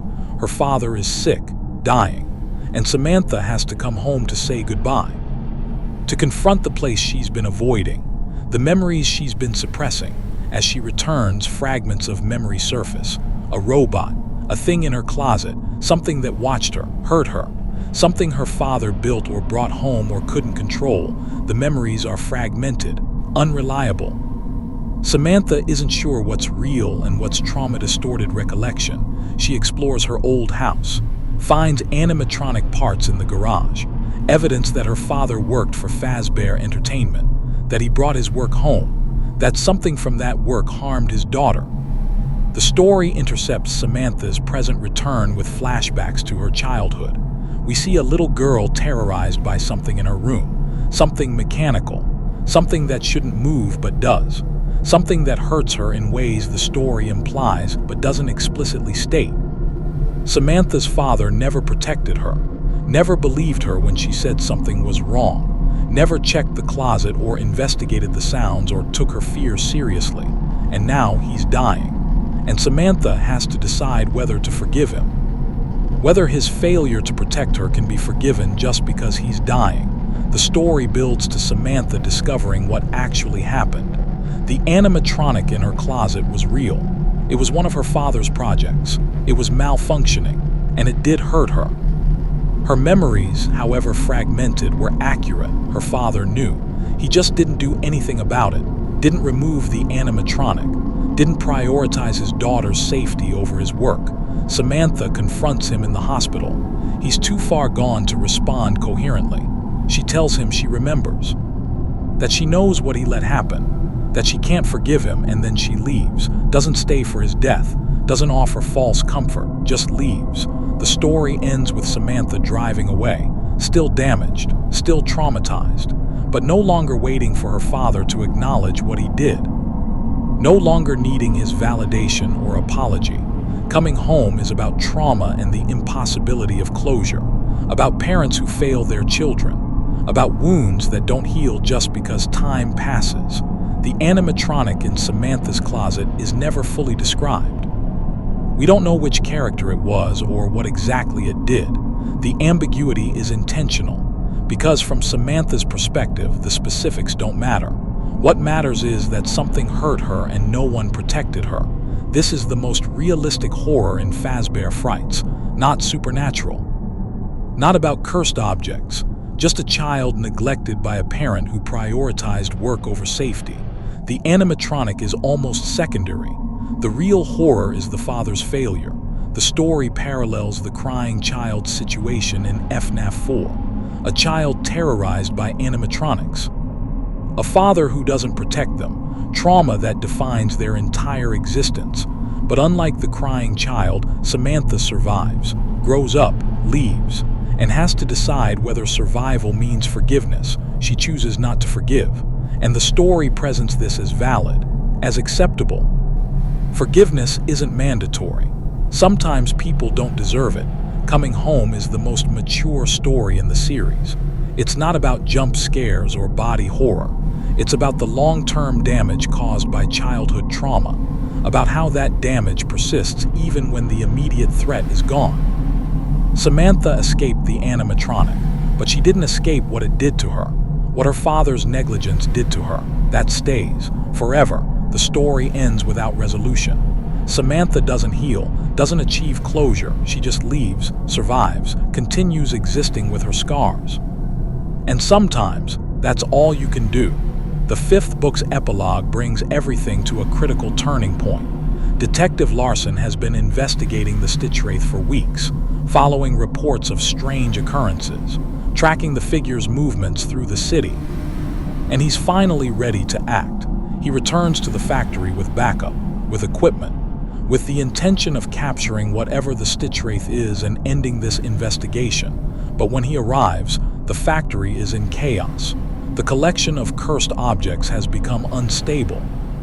Items are moving on their own. Reality is bending around the concentrated agony. The air feels wrong, heavy, charged with something that makes Larson's instincts scream at him to run. He finds the Stitchwraith in the center of the factory, standing among the objects. And for the first time, Larson sees it clearly. Not just a figure in a cloak, but an endoskeleton. Two objects glowing in its chest cavity. A presence that's simultaneously pathetic and terrifying. Jake tries to communicate, to warn Larson that something is wrong. That the collection has become too large, too volatile. That they need to evacuate before something happens. But before Larson can respond, it happens. The objects explode with energy. Not physically, spiritually, psychically. The accumulated agony releases all at once. A shockwave of dark emotion and twisted reality that spreads through the factory and beyond. Larson is caught in it, experiences visions, nightmares. He sees fragments of the stories connected to these objects. Sarah's transformation, Milla's death, Pete's merger with the mask. All the tragedies that led to these items being infected. And he sees something else, a presence, a consciousness that's been feeding on all this agony, that's been growing stronger as the collection expanded, that's been waiting for exactly this moment. It's a leaner. Or rather, it's what a leaner truly is. Not an individual animatronic, not a possessed doll, but something larger, something that exists across multiple forms, an entity made of agony itself, a manifestation of desire twisted into darkness. Eleanor has been part of every story, every tragedy, every cursed object. She's the common thread, the force behind the horrors, not causing them directly but facilitating them, appearing where desperation exists and transforming that desperation into nightmare. And she's been using the Stitchwraith, using Jake's desire to help and Andrew's desire for revenge to gather all these infected objects in one place, to create a concentration of agony large enough for her to fully manifest. The Stitchwraith realizes this too late. Jake and Andrew have been manipulated. Their entire mission has been serving Eleanor's purposes. Andrew's rage explodes. He's been tricked, used, and the person responsible, not Eleanor but the original source of all this agony, is still out there, William Afton, the man who killed Andrew, who created the conditions for Eleanor to exist, who started everything. Andrew's consciousness tears free from the Stitchwraith, or tries to, but he's been bound to Jake for so long that separation is agonizing, incomplete. The epilogue ends in chaos, Eleanor manifesting fully, the Stitchwraith coming apart. Larson fleeing the factory as reality collapses around him, and Andrew's rage reaching out, searching, finding something, a connection, a trace, a piece of William Afton that still exists somewhere, and Andrew follows that connection. Wherever it leads, whatever it costs, Jake is left behind. Weakened, alone, without Andrew's rage to sustain him, and the factory is collapsing. The objects are being destroyed or scattered by the explosion of agony. The epilogue suggests that everything is coming undone, that the Stitchwraith story is reaching its conclusion, that Andrew has found what he's been searching for. But we don't know what that is yet. Don't know where William Afton's consciousness actually is. Don't understand what Andrew's revenge will accomplish. We only know that the collision we've been anticipating is finally happening. And it's going to be catastrophic. The Man in Room 1280 is the most important story in the entire Fazbear Frights series. It's the key that unlocks everything. The revelation that recontextualizes the entire timeline. The story follows a man in a hospital. He's in a coma, has been for years. His body is horrifically burned, damaged beyond any normal human's ability to survive. But he's alive, conscious in some way that medical science can't explain. The hospital staff calls him the man in room 1280. They don't know his real name. He was brought in with no identification. No one has claimed him. He just exists, trapped in a body that should be dead, suffering without end. A nurse named Andrew, not the same Andrew as the Stitchwraith, but the name is significant, cares for the man, talks to him, treats him with compassion even though there's no indication he can hear or respond. Then strange things start happening. The man's life support fails repeatedly, but he doesn't die. Medical equipment malfunctions around him. Other patients in nearby rooms experience nightmares and hallucinations. The hospital brings in a priest, a counselor, anyone who might explain why this man won't die, why he's trapped in this state, and slowly the truth emerges. The man is William Afton, or what's left of him. This is what happened after Pizzeria Simulator, after Henry's fire. William's body burned. His remnant should have been destroyed. He should have died finally, completely, permanently, but he didn't, because someone won't let him. Andrew, the child William murdered, the soul that possessed the Spring Bonnie suit, the consciousness that's been sharing the Stitchwraith with Jake. Andrew's rage is so powerful that it's keeping William alive, not out of mercy, out of vengeance. Andrew wants William to suffer, and death would be mercy. So Andrew's consciousness is tethering William to life, forcing him to experience endless agony in his burned, broken body. This is Andrew's revenge, not killing William, preventing William from dying, making him exist in a state of constant suffering with no hope of escape. The story reveals that Andrew's consciousness has been split. Part of him is in the Stitchwraith with Jake, but part of him is here, attached to William, keeping him alive, ensuring he suffers. This explains everything. Why Andrew has been so full of rage, why his agony is so powerful it infects objects, why he's been searching for William. Part of him already found William, is already tormenting him, has been for years. But the split consciousness is unstable. Andrew can't maintain it indefinitely, and William, despite being trapped in agony, is still dangerous. His consciousness is fighting back, trying to escape, trying to break free from Andrew's hold. The story builds to William's consciousness fragmenting, pieces of it breaking off, escaping into the world, infecting objects, spreading his malevolence even while his body remains trapped. This is what's been creating the cursed objects, not just Andrew's agony, but William's escaped consciousness fragments, his evil spreading like a virus, corrupting everything it touches, and Andrew can't stop it, can only hold onto the main consciousness. While fragments escape and cause new horrors, the story ends with the man in room 1280 finally dying, not because Andrew releases him, but because Andrew's consciousness is being pulled away, called back to the Stitchwraith, to Jake, to the confrontation with Alina, and the moment Andrew's hold weakens, William's consciousness explodes, fragments completely, scatters across countless objects and locations. His evil no longer contained to one burned body but distributed throughout the world. The man in room 1280 is the linchpin. It explains what happened to William after FFPS, why he didn't just die, why his influence persists. It's not that William is too evil to die. It's that Andrew is too angry to let him die. The victim has become the jailer, and in trying to make William suffer, Andrew has actually made things worse. Because now William is everywhere, in pieces, in fragments, but everywhere. This connects to Help Wanted, to Glitchtrap, the scanning of circuit boards that released something digital and malicious. That was a fragment of William, a piece that escaped Andrew's hold and found a new vessel, and Burntrap, the damaged animatronic in security breaches underground. That could be another fragment. Or William's main consciousness trying to reconstitute itself. The man in room 1280 reveals that William Afton doesn't exist as a singular entity anymore. He's distributed, fragmented, and every fragment carries his malevolence, his desire to harm, his core nature. This is somehow worse than if he'd survived intact. One William Afton can be fought, can be trapped, can potentially be destroyed, but dozens of William fragments, hundreds, all capable of acting independently, all carrying pieces of his knowledge and malice. That's an unkillable threat.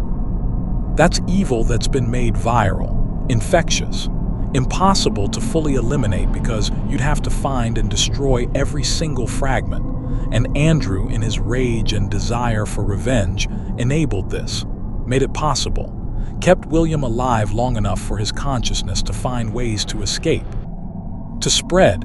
The story is tragic on multiple levels. Andrew wanted justice, wanted William to suffer, and he got that. William did suffer.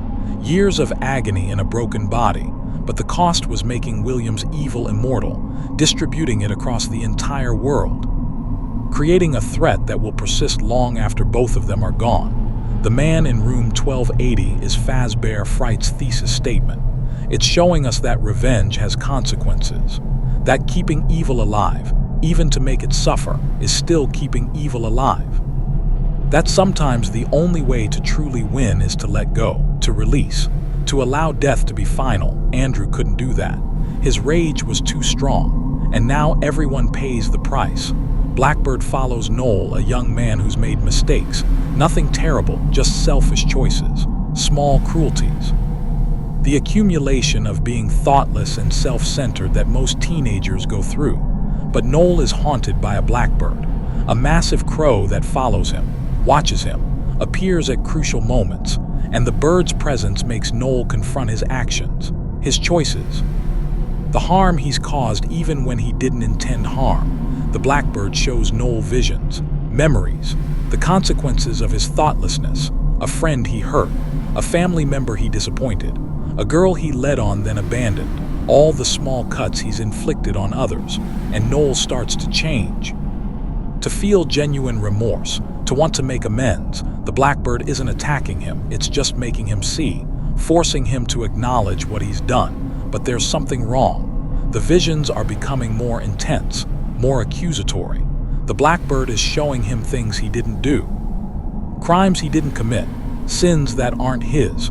Noel realizes the blackbird isn't just showing him his actual failings, it's showing him a version of himself, what he could become if he doesn't change, the person his current path leads to, and that person is terrible, cruel, someone who hurts others deliberately, someone beyond redemption. The story builds to Noel's terror that this is his destiny, that he's already on the path to becoming this monster the blackbird is showing him, that his small cruelties will inevitably escalate to large ones. The ending is ambiguous. The blackbird disappears. Noel is left with the visions, the knowledge of what he could become, and he has to choose, continue as he was, or change, genuinely change, become better than the person the blackbird showed him. Blackbird is about moral reckoning, about being forced to see yourself clearly, not just who you are, but who you're becoming, who you could become if you don't change course. The blackbird is an agony creature, or possibly a remnant entity. It's drawn to Noel's guilt, his awareness, however suppressed, that he's hurting people, and it manifests to force confrontation with that guilt. This is different from the other cursed objects. The blackbird isn't killing Noel, isn't replacing him or transforming him. It's just making him see, making him choose, and the choice is real. Noel isn't doomed to become the monster the blackbird showed him. He can change, can be better. The visions are warning, not prophecy. The story parallels Michael Afton's arc in the games. Michael, son of a serial killer, carrying his father's legacy, haunted by guilt for his brother's death, forced to confront who he is and who he could become. Does Michael become like William? Or does he choose differently? Does he let the weight of his family's sins define him? Or does he become something else? Noel's story is that same choice in miniature. You're not doomed by your past or your family or your mistakes.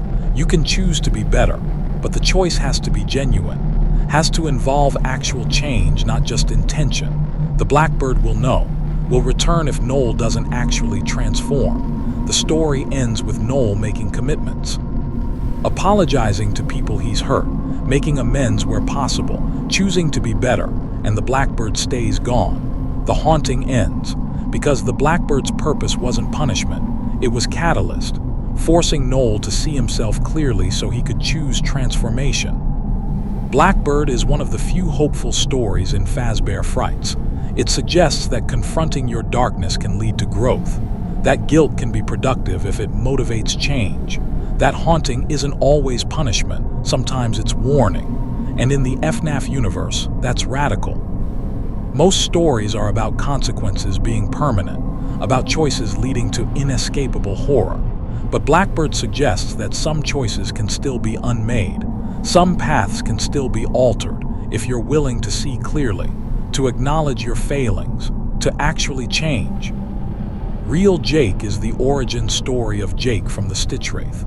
It's heartbreaking and essential to understanding the epilogue narrative. Jake is a young boy dying of cancer. His father, Evan, is a professor, distant, academic, unable to process his son's terminal illness in any emotional way. He visits Jake in the hospital but doesn't know what to say, how to connect. Jake is lonely, scared. He knows he's dying, and he has one comfort, a doll named Simon, a simple plush toy that Jake loves deeply. That represents safety and companionship in a terrifying situation. Evan, desperate to do something useful, decides to make Simon special. He works for a company that does animatronic research. He has access to technology. So he creates a sophisticated endoskeleton and places Simon on it, makes the doll able to move, to hug Jake, to be a more active companion. It's the only way Evan knows how to show love, through technology, through making things. He can't be emotionally present, so he tries to be useful. Jake is delighted with the animated Simon, spends his final days talking to the doll, confiding in it, treating it as his closest friend. And when Jake dies, something happens. His consciousness doesn't move on. It attaches to Simon, to the endoskeleton Evan built. Jake's soul possesses the doll because the doll represented everything he needed: comfort, love, presence, that he couldn't get from his father. Evan discovers this, realizes his son's ghost is in the doll, and he can't handle it, can't face the reality that his son is still there, still needing him, still wanting connection. So Evan does what he's always done. He avoids. He stores Simon away, locks the doll in a closet, tries to forget, and Jake is trapped. Alone, in the dark, still conscious, still aware, still loving his father, still wanting to help. The story ends with Evan eventually moving, selling the house, and Simon, forgotten in the closet, is left behind. Abandoned years later, that house is demolished, and the endoskeleton with Jake's soul is salvaged. Eventually makes its way to wherever Andrew's consciousness finds it, and the two souls merge into the Stitchwraith. Real Jake explains why Jake is so good, so determined to help. He spent his entire short life trying to connect with a father who couldn't connect back. And even in death, even abandoned, Jake's instinct is to help, to protect, to care for others because he knows what it's like to need care and not receive it. It also explains why Jake and Andrew work as a unit. Jake represents the desire to help, to ease suffering, to make the world better because you've experienced its cruelty. Andrew represents rage at injustice, desire for revenge against those who cause suffering, the refusal to let evil go unpunished. Together they're balanced. Jake's compassion moderated by Andrew's justice-seeking, Andrew's rage tempered by Jake's mercy, but they're also fundamentally different. Jake died from disease, natural tragedy, no one to blame. He learned acceptance. Andrew was murdered, unnatural tragedy, someone to blame. He learned rage. Their merger in the Stitchwraith is two types of childhood death trying to find purpose in continued existence. Real Jake is devastating because Evan had the chance to connect with his son, had the opportunity to be present, to love openly, to give Jake what he needed, and he couldn't. Whether from grief or fear or emotional limitation, Evan failed his son in life and abandoned him in death. Jake still loves him, still forgives him, still wants Evan to be okay, but Jake is gone, trapped in an endoskeleton, wandering the world trying to help others because he can't help his father, can't make his father love him the way he needs to be loved. The story is about missed connections, about love that exists but can't be expressed, about parents who fail their children not through malice but through inability, and it's about how that failure creates ghosts. Jake's soul persisting because his need for connection was so strong it survived death, because he couldn't let go of wanting his father to love him. Real Jake makes the Stitchwraith storyline personal. These aren't just two souls collecting cursed objects. They're two children who died badly, trying to create meaning from their continued existence, trying to protect other children from experiencing what they experienced. Jake protects because no one protected him. Andrew seeks justice because no one gave him justice. Together, they're trying to fix a world that broke them, and the tragedy is that they can't. The world is too broken, the objects too numerous, the agony too widespread, but they try anyway. Because what else can they do? They're dead children. They can't rest, can't move on, can only wander and try to help and hope that eventually their purpose will be fulfilled and they can finally let go. Hide and Seek follows Toby, a teenager obsessed with a video game about Shadow Bonnie. He plays obsessively, collects Shadow Bonnie merchandise, decorates his room with Shadow Bonnie imagery. His father hates this, thinks Toby's obsession is unhealthy, wants him to focus on sports, girls, normal teenage interests. But Toby doesn't care. Shadow Bonnie is his comfort, his identity. Then Toby discovers he can summon Shadow Bonnie, not in the game, in reality. By performing specific actions, playing the game at certain times in certain ways while holding certain objects, he can make Shadow Bonnie appear. At first, it's thrilling. Shadow Bonnie is real. Toby has proof. He has a connection to the FNAF universe that goes beyond fandom. But Shadow Bonnie isn't friendly. It's not a companion. It's a presence, dark, oppressive. And it wants something from Toby. It wants Toby to play, to hide and seek specifically. Shadow Bonnie will hide. Toby must find it. And if Toby refuses, things go wrong. Objects move. Shadows deepen. The house becomes hostile, so Toby plays. Searches for Shadow Bonnie throughout his house. And each time he finds it, the game continues. Shadow Bonnie hides again. Toby must seek again. The game never ends. Shadow Bonnie is always hiding, always waiting to be found. And Toby is trapped in an eternal game of hide and seek with an entity that doesn't understand that games are supposed to end. Toby tries to stop playing, tries to ignore Shadow Bonnie, but the presence becomes aggressive, dangerous. It hurts Toby when he refuses to play, threatens his family. The story escalates to Toby's realization that he's bound to Shadow Bonnie, that by summoning it, by inviting it into his life, he's created a connection that can't be severed. The ending is bleak. Toby is still playing, still seeking. Shadow Bonnie is still hiding, and the game will continue forever because Shadow Bonnie doesn't tire, doesn't stop, doesn't understand mercy or endings. Hide and Seek is about obsession creating vulnerability, about inviting darkness in because you're fascinated by it. About the difference between appreciating horror fiction and actually encountering horror. Toby loved Shadow Bonnie as a character, found it cool and mysterious, but the actual entity is neither cool nor mysterious. It's just relentless, inhuman, incomprehensible. The story parallels Room for one more. Both feature characters obsessed with FNAF content. Both have that obsession manifest as actual danger. Both demonstrate that engagement with horror creates openings for horror to enter your life. This is metatextual horror. Scott Cawthon is warning his own fans, saying that obsession with this franchise, with these characters, with this darkness might have consequences. That the horror isn't just fiction, that something might be watching, waiting for obsession to create vulnerability. Shadow Bonnie in the games is mysterious, possibly a glitch, possibly something more. Here it's definitely something more. An entity that exists because people believe in it, because people summon it through their obsession, and once summoned, it can't be dismissed. The game it wants to play never ends. And Toby, who thought he was engaging with fiction, discovers that fiction can become real if you invite it in strongly enough. The story ends with Toby trapped, playing forever.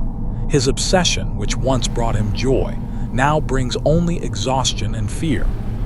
And Shadow Bonnie is still hiding, still waiting to be found, still demanding the game continue, because that's what Shadow Bonnie is, an entity made of darkness and obsession, given form by people who can't let go, who invite it in, who play its game, and the game never ends. The sixth book's epilogue brings us to the final confrontation. Larson has escaped the factory. Barely. The explosion of agony nearly killed him. He's traumatized, confused, and desperately trying to understand what he witnessed. But he's also determined. He's a detective. He's seen evidence of something impossible, and he needs answers. He investigates the aftermath. The factory is destroyed. The objects are scattered or obliterated. The Stitchwraith is gone, but Larson finds traces, evidence, and he follows them to a hospital. To a burned man who recently died after years in a coma. To room 1280, Larson talks to the staff, learns about the man who wouldn't die, about the strange occurrences around him, about his final fragmentation, and Larson starts piecing it together. The cursed objects, the Stitchwraith. This burned man, they're connected, part of a larger pattern involving Fazbear Entertainment and something terrible that happened years ago. Meanwhile, what remains of the Stitchwraith is searching. Jake's consciousness is weak. Andrew is gone, pulled away to wherever William's fragments went. And Jake is alone for the first time since the merger. He finds remnants of the collection, objects that survived the explosion, and he realizes they are still dangerous, still infected. The destruction didn't cleanse them. Jake, weakened and alone, tries to continue the mission. Tries to collect these items, to prevent more harm, but it's too much. He's failing. Can't maintain the endoskeleton's functions. Can't perform the collection without Andrew's rage sustaining him. Jake is dying, again, for real this time. And as he fails, he thinks about his father, about Evan, about being abandoned, about spending his death trying to help others because he couldn't help the one person he wanted to help. The epilogue is melancholic. Jake's mission is ending, not because it's complete, because he can't continue, and Andrew is somewhere else, following William's fragments, trying to hunt them all down, to finish what he started, to ensure William's suffering continues even in fragmentary form. But Andrew is also fragmenting, spreading thin, losing coherence as he pursues multiple William pieces simultaneously. The epilogue suggests that both Jake and Andrew are doomed, that their continued existence is ending, that soon they'll both be gone, truly dead, released from the compulsion that kept them active, and Larson is left in the middle, a rational man who witnessed the impossible, who now knows that Fazbear Entertainment's legacy is genuine supernatural horror, and who has to decide what to do with that knowledge. The epilogue ends with Larson finding something, an object, one of the scattered pieces from the collection, and it's calling to him, infecting him, pulling him into the same darkness that consumed everyone else who touched these items. Larson's investigation has made him vulnerable. His exposure to the agony has created an opening, and something is using that opening, a leaner, or what a leaner represents. The force that feeds on agony and spreads darkness. It's noticed Larson, and it's hungry. The epilogue concludes with Larson holding the object, unable to let go, feeling it change him, corrupt him, make him part of the pattern, and the terrible understanding that there's no escape.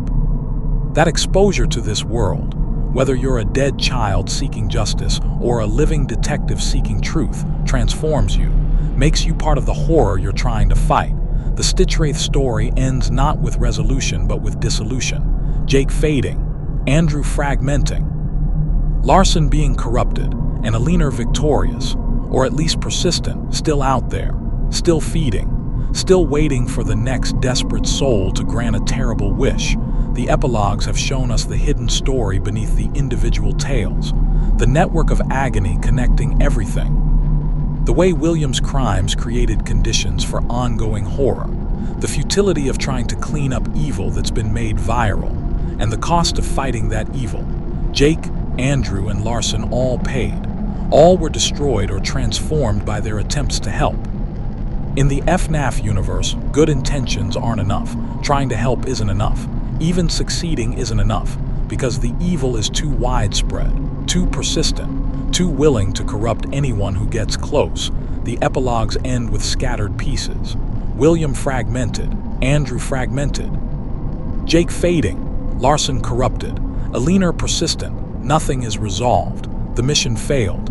The heroes, such as they were, are gone or changed beyond recognition, and the world continues, contaminated, infected, waiting for the next tragedy. But wait, we're not done yet. There are 6 more books in the Fazbear Frights series, 6 more volumes of stories, 12 more tales, and another set of epilogues that continue past Jake and Andrew's dissolution. The journey through Fazbear Frights isn't over. We've covered the foundation, but the structure continues to build. The patterns continue to repeat. The darkness continues to spread. Let me know when you're ready to continue with books 7 through 12, and we'll complete this documentary properly, covering every remaining story, every final epilogue, every last revelation about what Fazbear Frights means for the FNAF universe. The Cliffs opens the 7th volume with Chris, a man whose life has fallen apart. His wife left him. He's alienated from his son. He's living alone, drinking too much, spiraling into depression and self-loathing. And the only thing that brings him any peace is visiting a clifftop overlook near his home. Standing at the edge, contemplating the drop, Chris isn't actively suicidal. Not exactly. But he's drawn to the edge, to the possibility, to the fantasy of ending everything and finally having peace. Then he sees something on the cliff, a figure. It appears on the rocks below. Impossible to reach from where Chris is standing, and it's waving to him, beckoning. Chris becomes obsessed with reaching this figure. He starts climbing down the cliff face. Dangerous, potentially fatal climbing with no equipment. Just his hands in desperation to reach whatever is calling to him. Each day he climbs further, gets closer to the figure, and each day the figure becomes clearer. It's humanoid but wrong, distorted. Its proportions are off. Its movements are jerky, but Chris doesn't care. He needs to reach it, needs to understand what it is. The figure represents something, escape perhaps, or death made tangible, or the part of himself that wants to stop existing. The story builds to Chris finally reaching the figure. And it's horrifying. Not human at all, an animatronic, corroded by salt water, damaged by time, partially dissolved but still moving, still beckoning. Chris realizes this thing has been luring him, drawing him down the cliff, leading him to his death not through force but through manipulation of his own suicidal ideation. The animatronic grabs him, pulls him toward the edge of the rocks where the ocean churns, and Chris understands that this is what he wanted. On some level, he's been seeking this. Seeking something to make the choice for him. To take responsibility for his death so he doesn't have to. The ending is ambiguous. Chris either falls or is pushed or jumps. The story concludes with his body in the water, the animatronic watching from the rocks. And the implication that it's done this before. That it waits for people like Chris. People drawn to edges. People contemplating endings, and it helps them choose, or makes the choice for them. The Cliffs is about depression and the seductiveness of death. About how suicidal ideation can manifest as something external, something calling you, something that seems to promise peace. The animatronic is an agony manifestation. It exists because people have died on these cliffs, because despair has soaked into this place, and it feeds on that despair. Draws more people to join the ones who have already fallen. This is one of the darkest stories in Fazbear Frights because it's so realistic. The supernatural element is minimal. The horror is mostly Chris's depression, his isolation, his belief that death might be preferable to continuing his broken life. The animatronic doesn't create these feelings. It just exploits them, uses them, offers itself as the instrument of what Chris already wants. And Chris, unable to resist, accepts. The story connects to FNAF 3 Fazbear's Fright location near the water, to animatronics discarded in the ocean, to the idea that Fazbear Entertainment's refuse spreads everywhere, even to cliffs where desperate people go to contemplate endings. The cliffs doesn't offer hope or redemption. Chris doesn't save himself, doesn't choose life. He chooses or is led to choose death. And the animatronic waits for the next person, the next desperate soul drawn to edges, the next victim of their own darkness made manifest. The breaking wheel returns us to familiar horror. We've encountered this story before, but its placement here, later in the series, adds new context. Julius's torture by Reed's animatronic isn't just individual revenge, it's part of the pattern. Another manifestation of agony and Remnant creating instruments of suffering. What's significant about the breaking wheel's reappearance is how it connects to the broader narrative. The animatronic that tortures Julius doesn't just hurt him, it keeps him alive. Maintains him in a state of suffering that should be impossible. This is Remnant's function. Preventing death, trapping consciousness in endless cycles of pain.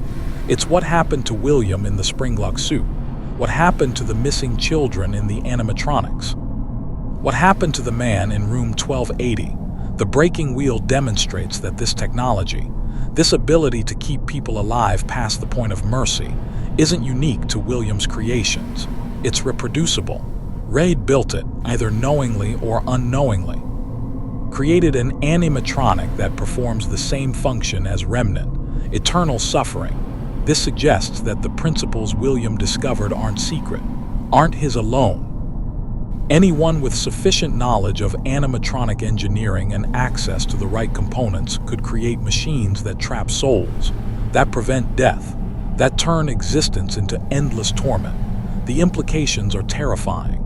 Fazbear Entertainment's technology isn't safely contained. It's out there, in workshops and basements, in the hands of people like Reed who might use it for revenge or justice or curiosity. The breaking wheel's torture isn't supernatural, it's technological, and that makes it worse, because technology can be replicated, shared, improved. William Afton started this, but he's not the only one who can continue it.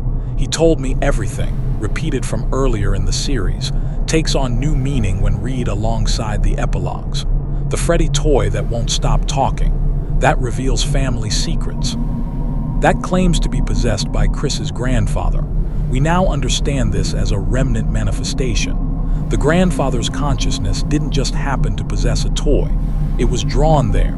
The toy is a Fazbear product designed to interface with children, to respond to emotional states. And when the grandfather died near it, when his final moments were filled with regret and unspoken truths, that emotional intensity created a connection. His consciousness bound to the toy, and it's using that connection to speak, to reveal, to expose. The toy isn't malicious in the way a leaner is malicious. It's not granting twisted wishes or replacing people. It's just talking, compulsively, endlessly, sharing everything it knows. But that compulsion is a form of torment for Chris, who has to hear these things. And possibly for the grandfather's consciousness, trapped in a toy, unable to stop speaking, unable to move on. He told me everything demonstrates that possession isn't always about revenge or rage. Sometimes it's about unfinished business made eternal. About the inability to be silent when silence is necessary. The story asks what happens when death doesn't end your obligations, when your consciousness persists but your ability to choose what to say is gone, when you become a vehicle for truth without the wisdom to know when truth is harmful. The grandfather's ghost is destroying his family, not intentionally, just by speaking, by revealing, by being unable to stop, and Chris is being destroyed by listening, by learning things he can never unknow. By having his perception of his family forever altered. The toy keeps talking. The secrets keep coming, and there's no way to stop it except destroying the toy, which Chris can't bring himself to do because it's his grandfather, or claims to be. The horror is the impossibility of escape. Chris is trapped by his own reluctance to destroy what might be his grandfather's last remnant. The toy is trapped by its compulsion to speak. And the family is trapped by the truths being revealed. No one wins. Everyone suffers. And the cycle continues. Gumdrop Angel's repetition reinforces the theme of transformation through consumption. Angel's son Dominic being replaced by an animatronic through gummy vitamins. The gradual replacement of organic with synthetic. The mother's complicity in her child's erasure. What's crucial about Gumdrop Angel is Angel's motivation. She doesn't want to harm Dominic. She loves him. but she's exhausted, overwhelmed, and when offered a solution, vitamins that make caregiving easier, she takes it without questioning. This is how horror operates in Fazbear Frights. Not through obviously evil choices, through understandable ones, through desperation and exhaustion leading to acceptance of things that seem helpful but are actually destructive. Angel is every parent who's been pushed past their limits, who's wished, even briefly, that their child was easier.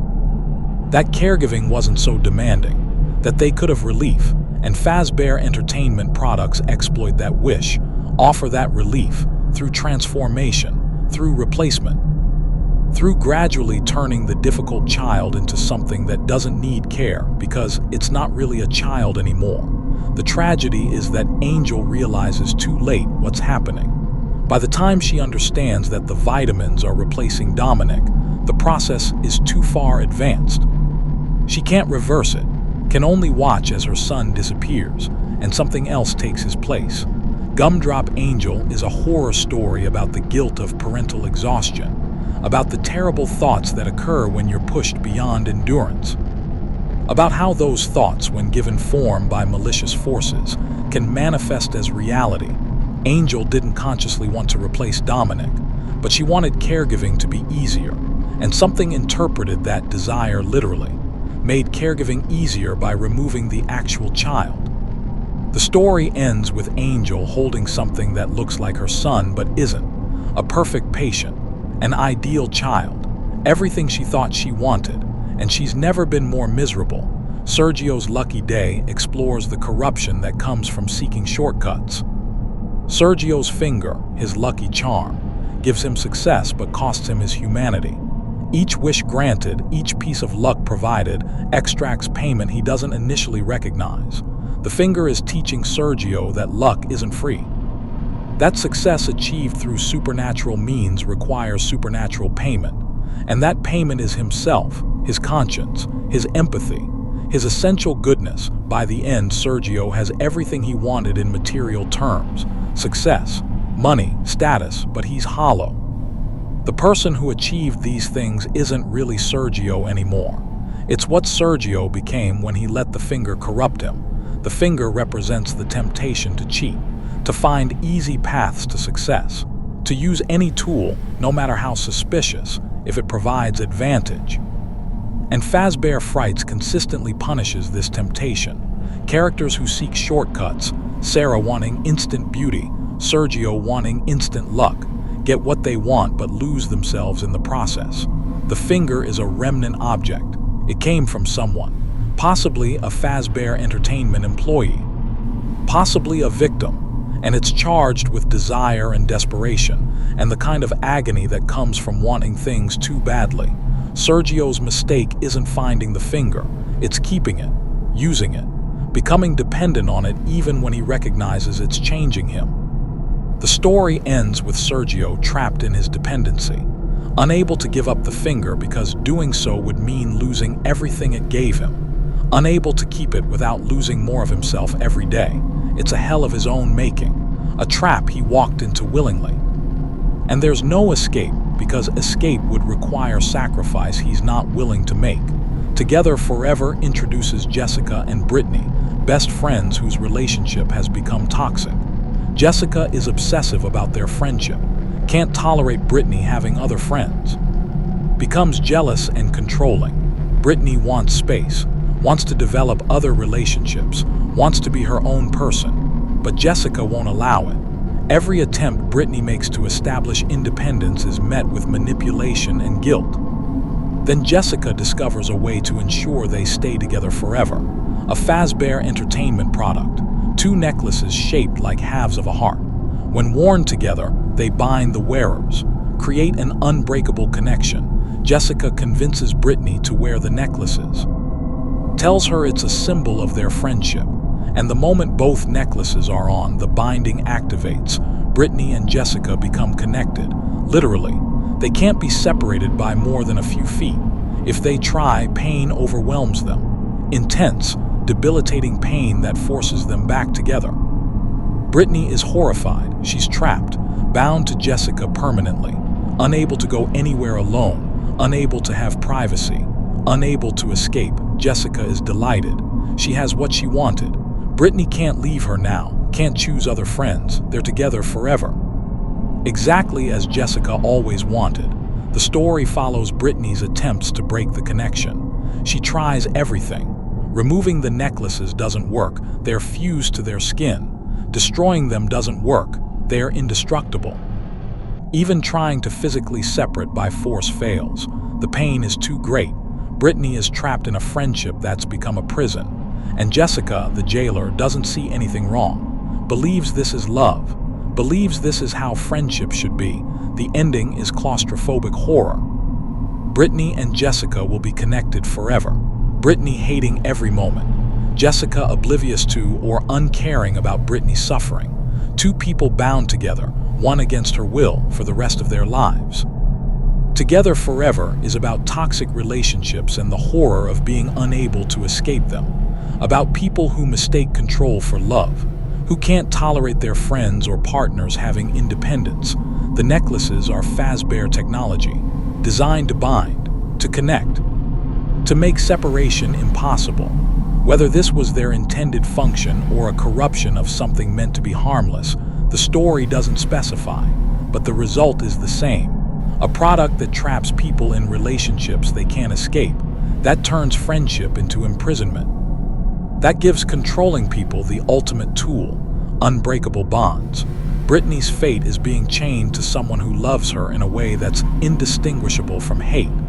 Jessica's fate is having everything she wanted and being too damaged to recognize that what she wanted was wrong. Together forever, exactly as the necklaces promised. The 7th book's epilogue shows the aftermath of Jake's dissolution and Andrew's fragmentation. The Stitchwraith is gone. The mission is over, but the consequences persist. Larson, corrupted by the object he touched, is transforming. Not physically like Sarah, but psychologically, spiritually. The agony is changing how he thinks, how he perceives reality. He's losing his ability to distinguish between what's real and what's manifestation of the darkness he's absorbed. He sees things, animatronics where there shouldn't be any, shadows that move independently. The world is becoming infected from his perspective, or he's becoming infected and projecting that infection onto the world.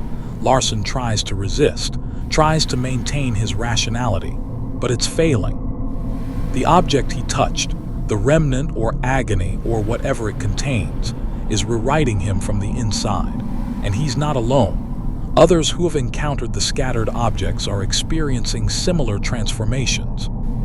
The explosion that destroyed the Stitchwraith's collection didn't eliminate the cursed items. It scattered them, distributed them throughout the community. Now ordinary people are finding these objects, taking them home, being corrupted by them. The infection is spreading. This is the true horror of William Afton's legacy. His crimes didn't just create immediate victims. They created conditions for ongoing corruption. The agony generated by his murders has become self-replicating, creating new cursed objects, infecting new people, spreading like a disease with no cure, and no one is cleaning it up anymore. Jake is gone. Andrew is fragmented and hunting William's pieces, unable to focus on anything else. The Stitchwraith's mission to collect and contain has ended. The world is being overrun by cursed objects, by agony manifestations, by the accumulated darkness of decades of Fazbear Entertainment's crimes, and no one understands what's happening. No one except Larson, and he's being destroyed by that understanding. The epilogue ends with Larson sitting in his apartment, surrounded by evidence he can't show anyone. Reports of impossible events, objects that shouldn't be dangerous but are. A pattern of corruption spreading through his city, and he knows he's next. Knows the object he touched has infected him. That soon he'll be like the others, transformed, corrupted, made into something that's no longer quite human. Larson's last rational thought before the transformation claims him completely is a question. How many objects are out there? How many people will be infected before this ends? The answer is everyone. Eventually, everyone, because the infection is patient, and it's everywhere. In thrift stores and landfills and attics and basements, waiting, growing stronger, preparing to transform the entire world into a reflection of William Afton's darkness. The puppet carver introduces Sage, a young man who creates wooden sculptures. He's talented but frustrated. His art doesn't receive the recognition he believes it deserves. People don't understand his vision, don't appreciate his skill. Then Sage encounters a puppet of the puppet, a wooden recreation of the animatronic from FNAF, and something about it inspires him. He becomes obsessed with creating similar figures, carving wooden animatronics with more and more detail, but his creations are changing him. Each sculpture he completes takes something from Sage: his energy, his vitality, his humanity. The puppets are drinking from him, absorbing what makes him alive to make themselves more lifelike. Sage notices but can't stop. The compulsion to create is overwhelming. Even as he weakens, even as he sees himself deteriorating, he continues carving. The art demands completion. The puppets demand existence, and they're becoming more than wood, more than sculptures. They're moving, subtly at first. A finger that shifts position, a head that turns when Sage isn't looking. Then more obviously, walking, acting independently. Sage has created life, or something approximating it. His puppets are animated by whatever he's losing. They're becoming real by consuming him. The story builds to Sage completing his masterpiece, a perfect recreation of the puppet, full-sized, detailed beyond anything he's done before. And the moment it's complete, Sage collapses, all his energy drained, all his life force transferred to the wooden figures around him. The ending shows the puppets moving freely, living, and Sage empty and dying, watching as his creations walk away, taking with them everything he was, leaving him a hollow shell. The Puppet Carver is about the cost of creation, about artists who sacrifice everything for their work, about the danger of putting so much of yourself into your art that there's nothing left for yourself. But it's also about how Fazbear Entertainment's influence spreads. Sage didn't use their technology. He just carved wood. But because he was creating representations of their animatronics, because he was channeling their imagery, he became vulnerable to their corruption. The puppet itself is significant. Charlotte's animatronic, the one designed to protect children, but that became her prison. And Sage's wooden recreation of it carries that same energy, that same capacity to trap consciousness, to transform life into undeath. Sage's puppets are him now. His consciousness distributed among wooden figures. He created them, and they consumed him. And now they're out there, walking, living, carrying pieces of Sage without being Sage. It's another fragmentation, another distribution of self across multiple vessels. Like William's consciousness scattering, like Andrew spreading across his search for William's pieces. The universe keeps demonstrating that unity is temporary, that consciousness can be split, that you can be multiple things in multiple places and none of them is really you anymore. Jump for Tickets follows Colton, a boy desperate to win an animatronic from a ticket redemption counter. He needs a specific number of tickets, and the only way to get them is by playing a game called Freddy's Tower, a jumping game where you ascend platforms, collecting tickets as you rise. Colton plays obsessively, spends all his money, all his time, jumping, collecting, never quite reaching the number he needs. The game is rigged, obviously, designed to always keep the prize just out of reach, to encourage one more game, one more attempt, one more handful of quarters. But Colton doesn't care. He needs to win. The animatronic at the prize counter represents something to him: success, achievement, proof that he can accomplish something difficult, and the game responds to his obsession.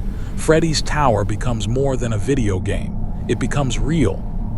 Colton finds himself inside the game, actually jumping from platform to platform, actually collecting tickets, except now failure has consequences. Missing a jump doesn't just end the game. It means falling, really falling, into a void that might be pixels or might be actual emptiness. Colton is trapped in a literalized version of his obsession. He wanted the game to be real, wanted the prize to matter, and now the game is real. The stakes are life and death, and he has to keep playing because stopping means admitting defeat. The story follows Colton's desperate attempts to reach the top of the tower, to collect enough tickets, to finally win. But the tower is infinite, the tickets never sum to enough, the game never ends, and Colton can't stop playing, can't accept that the prize isn't worth this, that he's sacrificed too much already, that he should walk away. The ending shows Colton still jumping, still collecting, still trapped in a game that promised a reward and delivered only endless striving. Jump for Tickets is about the gamification of desire, about how games exploit the psychology of almost winning, about sunk cost fallacy. The more you invest, the harder it becomes to walk away, even when walking away is the rational choice. The game is Fazbear technology, designed to hook players, to exploit their desire for rewards, to keep them playing beyond reason. But it's also literalizing what all addiction feels like. The belief that the next attempt will succeed, that the reward is just ahead, that you can't stop now, not when you're so close. Colton is in hell, a personal hell created by his own inability to let go. And the game, indifferent to his suffering, continues offering platforms to jump to, tickets to collect, the promise of a prize that will never actually be awarded. Pizza Kit brings us to Peyton, a teenager desperate to make money. She finds an advertisement for a pizza-making kit. Use it to create pizzas, sell them, earn income. Simple entrepreneurship.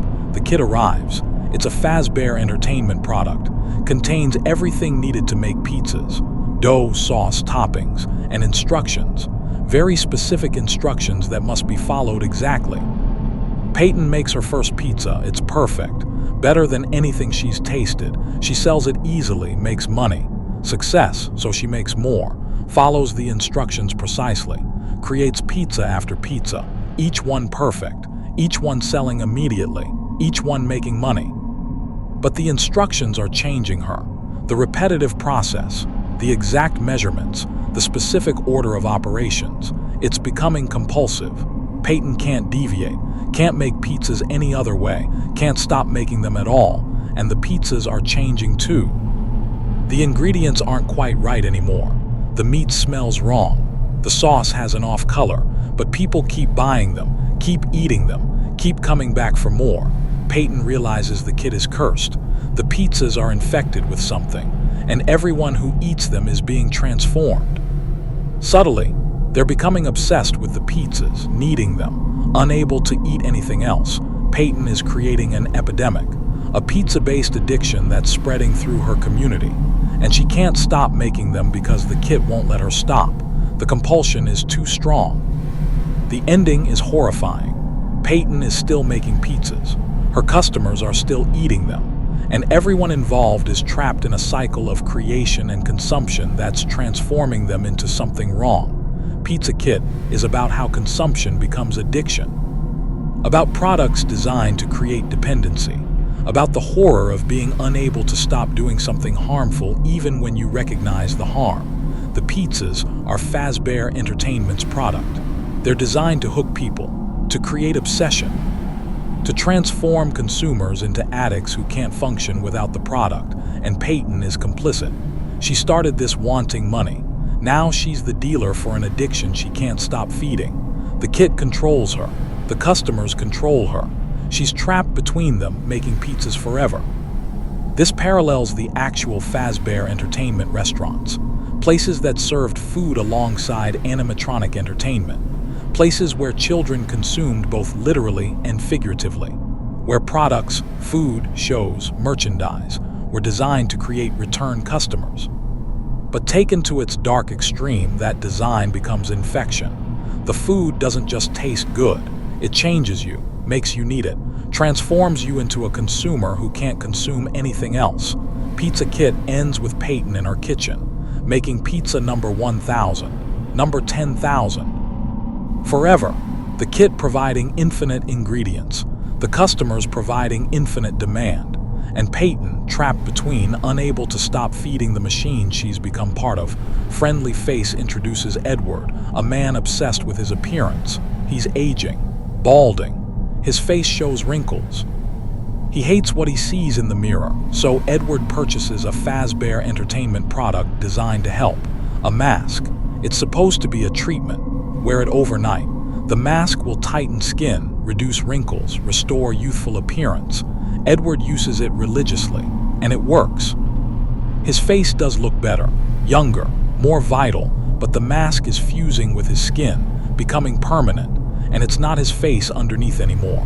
The mask is replacing his actual face with a synthetic version. Edward notices but doesn't care. The result is what he wanted, a better appearance. Youth restored.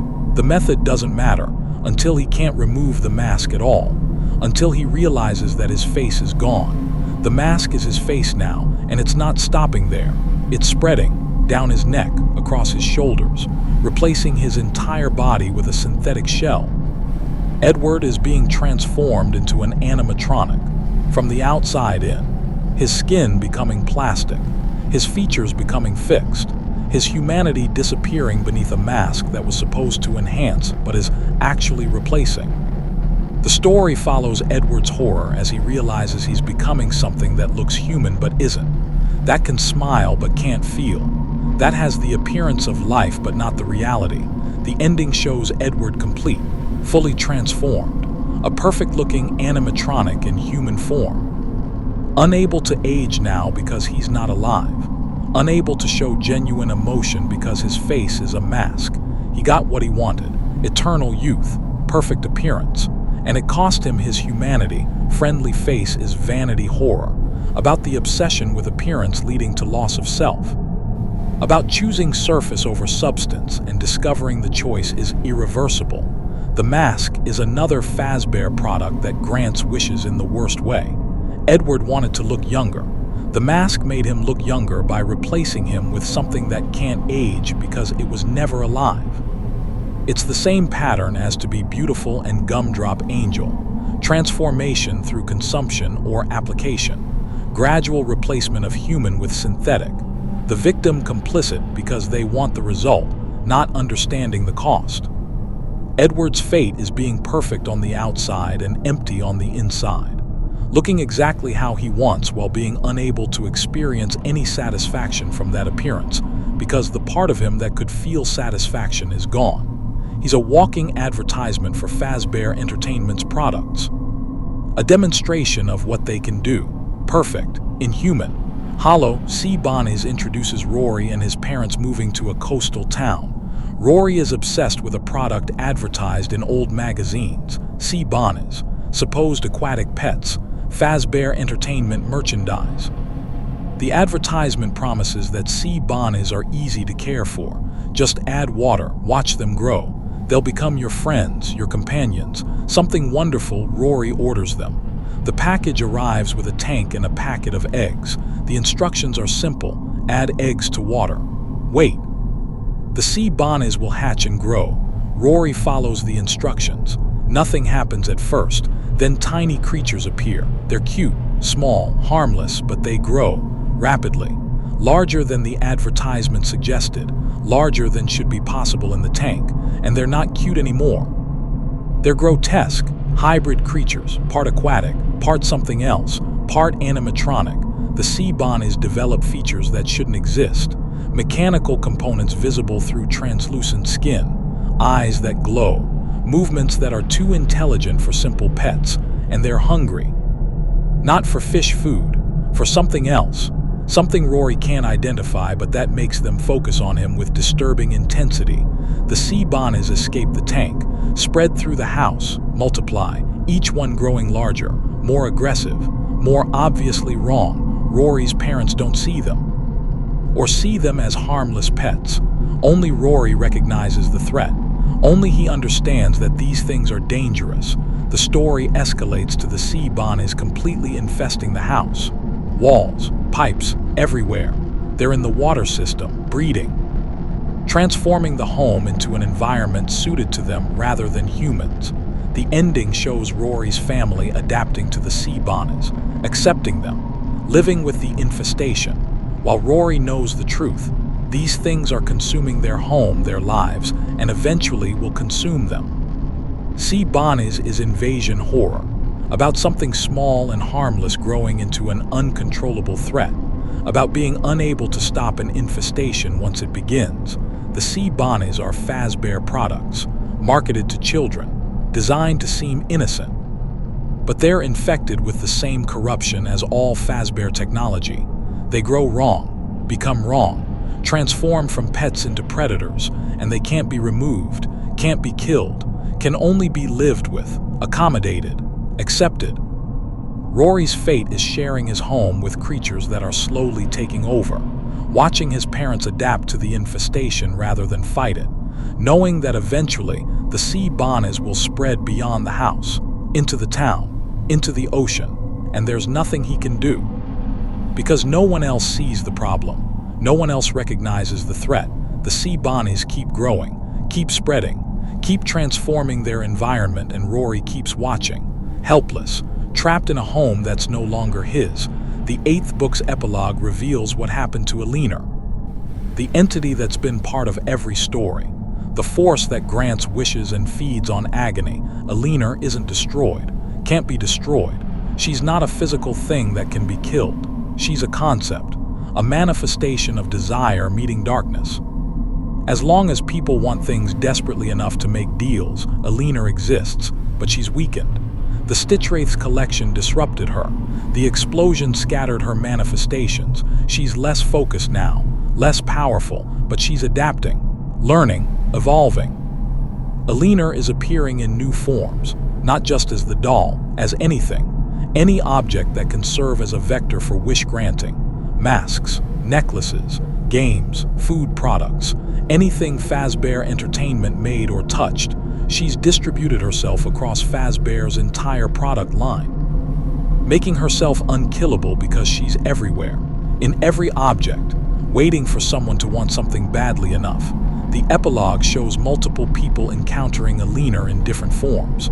A man finding a discounted animatronic, a woman discovering a vintage Fazbear game, a child receiving a gift that seems too perfect. Each one makes a wish. Each one gets what they want. Each one pays the price. Alina is rebuilding, not as a singular entity but as a network, a system, a force embedded in consumer culture itself. And no one can fight her because no one recognizes the pattern. Each victim thinks they're experiencing an isolated incident, a personal tragedy. They don't realize they are part of a larger web of exploitation. The epilogue ends with Alina's presence spreading into homes, into lives, into the dreams of desperate people who think that this time, this product, this opportunity will give them what they need. And Alina waits, patient, hungry, ready to grant wishes and consume souls forever, because she's learned the ultimate truth. Humans will always want, will always desire, will always be willing to pay prices they don't understand for rewards that will destroy them.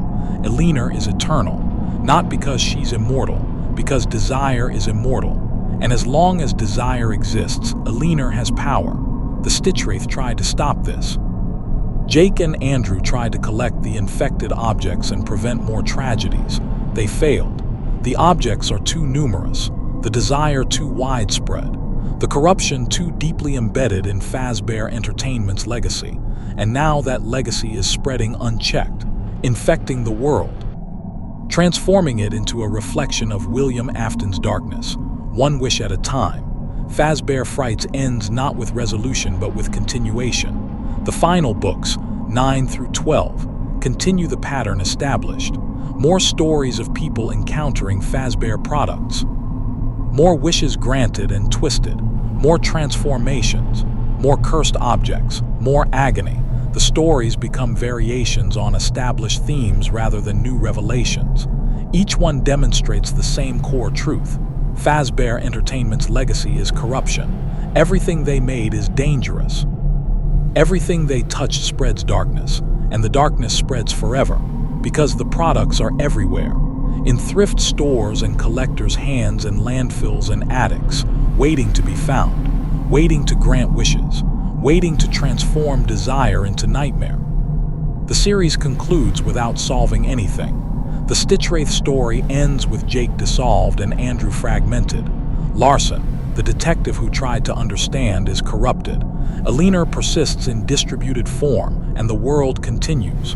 Contaminated, infected, full of people who don't understand that the products they're buying, the games they're playing, the food they're eating might be vectors for something that will transform them. Fazbear Frights isn't a story with an ending. It's a documentation of an ongoing infection. A recording of how evil, once created, becomes self-replicating. How William Afton's crimes didn't just create immediate victims but conditions for perpetual victimization. The books are Scott Cawthon's warning to his fans, to the culture, to anyone who engages with nostalgia for things like Chuck E. Cheese and Showbiz Pizza and the entertainment restaurants of the 1980s. That nostalgia is contaminated. The products that brought joy to one generation carry trauma for others. And engaging with that nostalgia without understanding its darkness makes you vulnerable to infection. Every Fazbear Frights story ends with someone changed, transformed, destroyed, replaced. And the mechanism is always the same. Desire meeting a product designed to exploit that desire. This is the complete truth of Fazbear Frights. It's not about individual characters or specific plots. It's about a system, a network of corruption that spreads through consumer products and human weakness. William Afton created the conditions, built the foundation, committed the original sins. But Alina represents the perpetuation, the systemization of evil, the transformation of William's individual crimes into a self-sustaining cycle.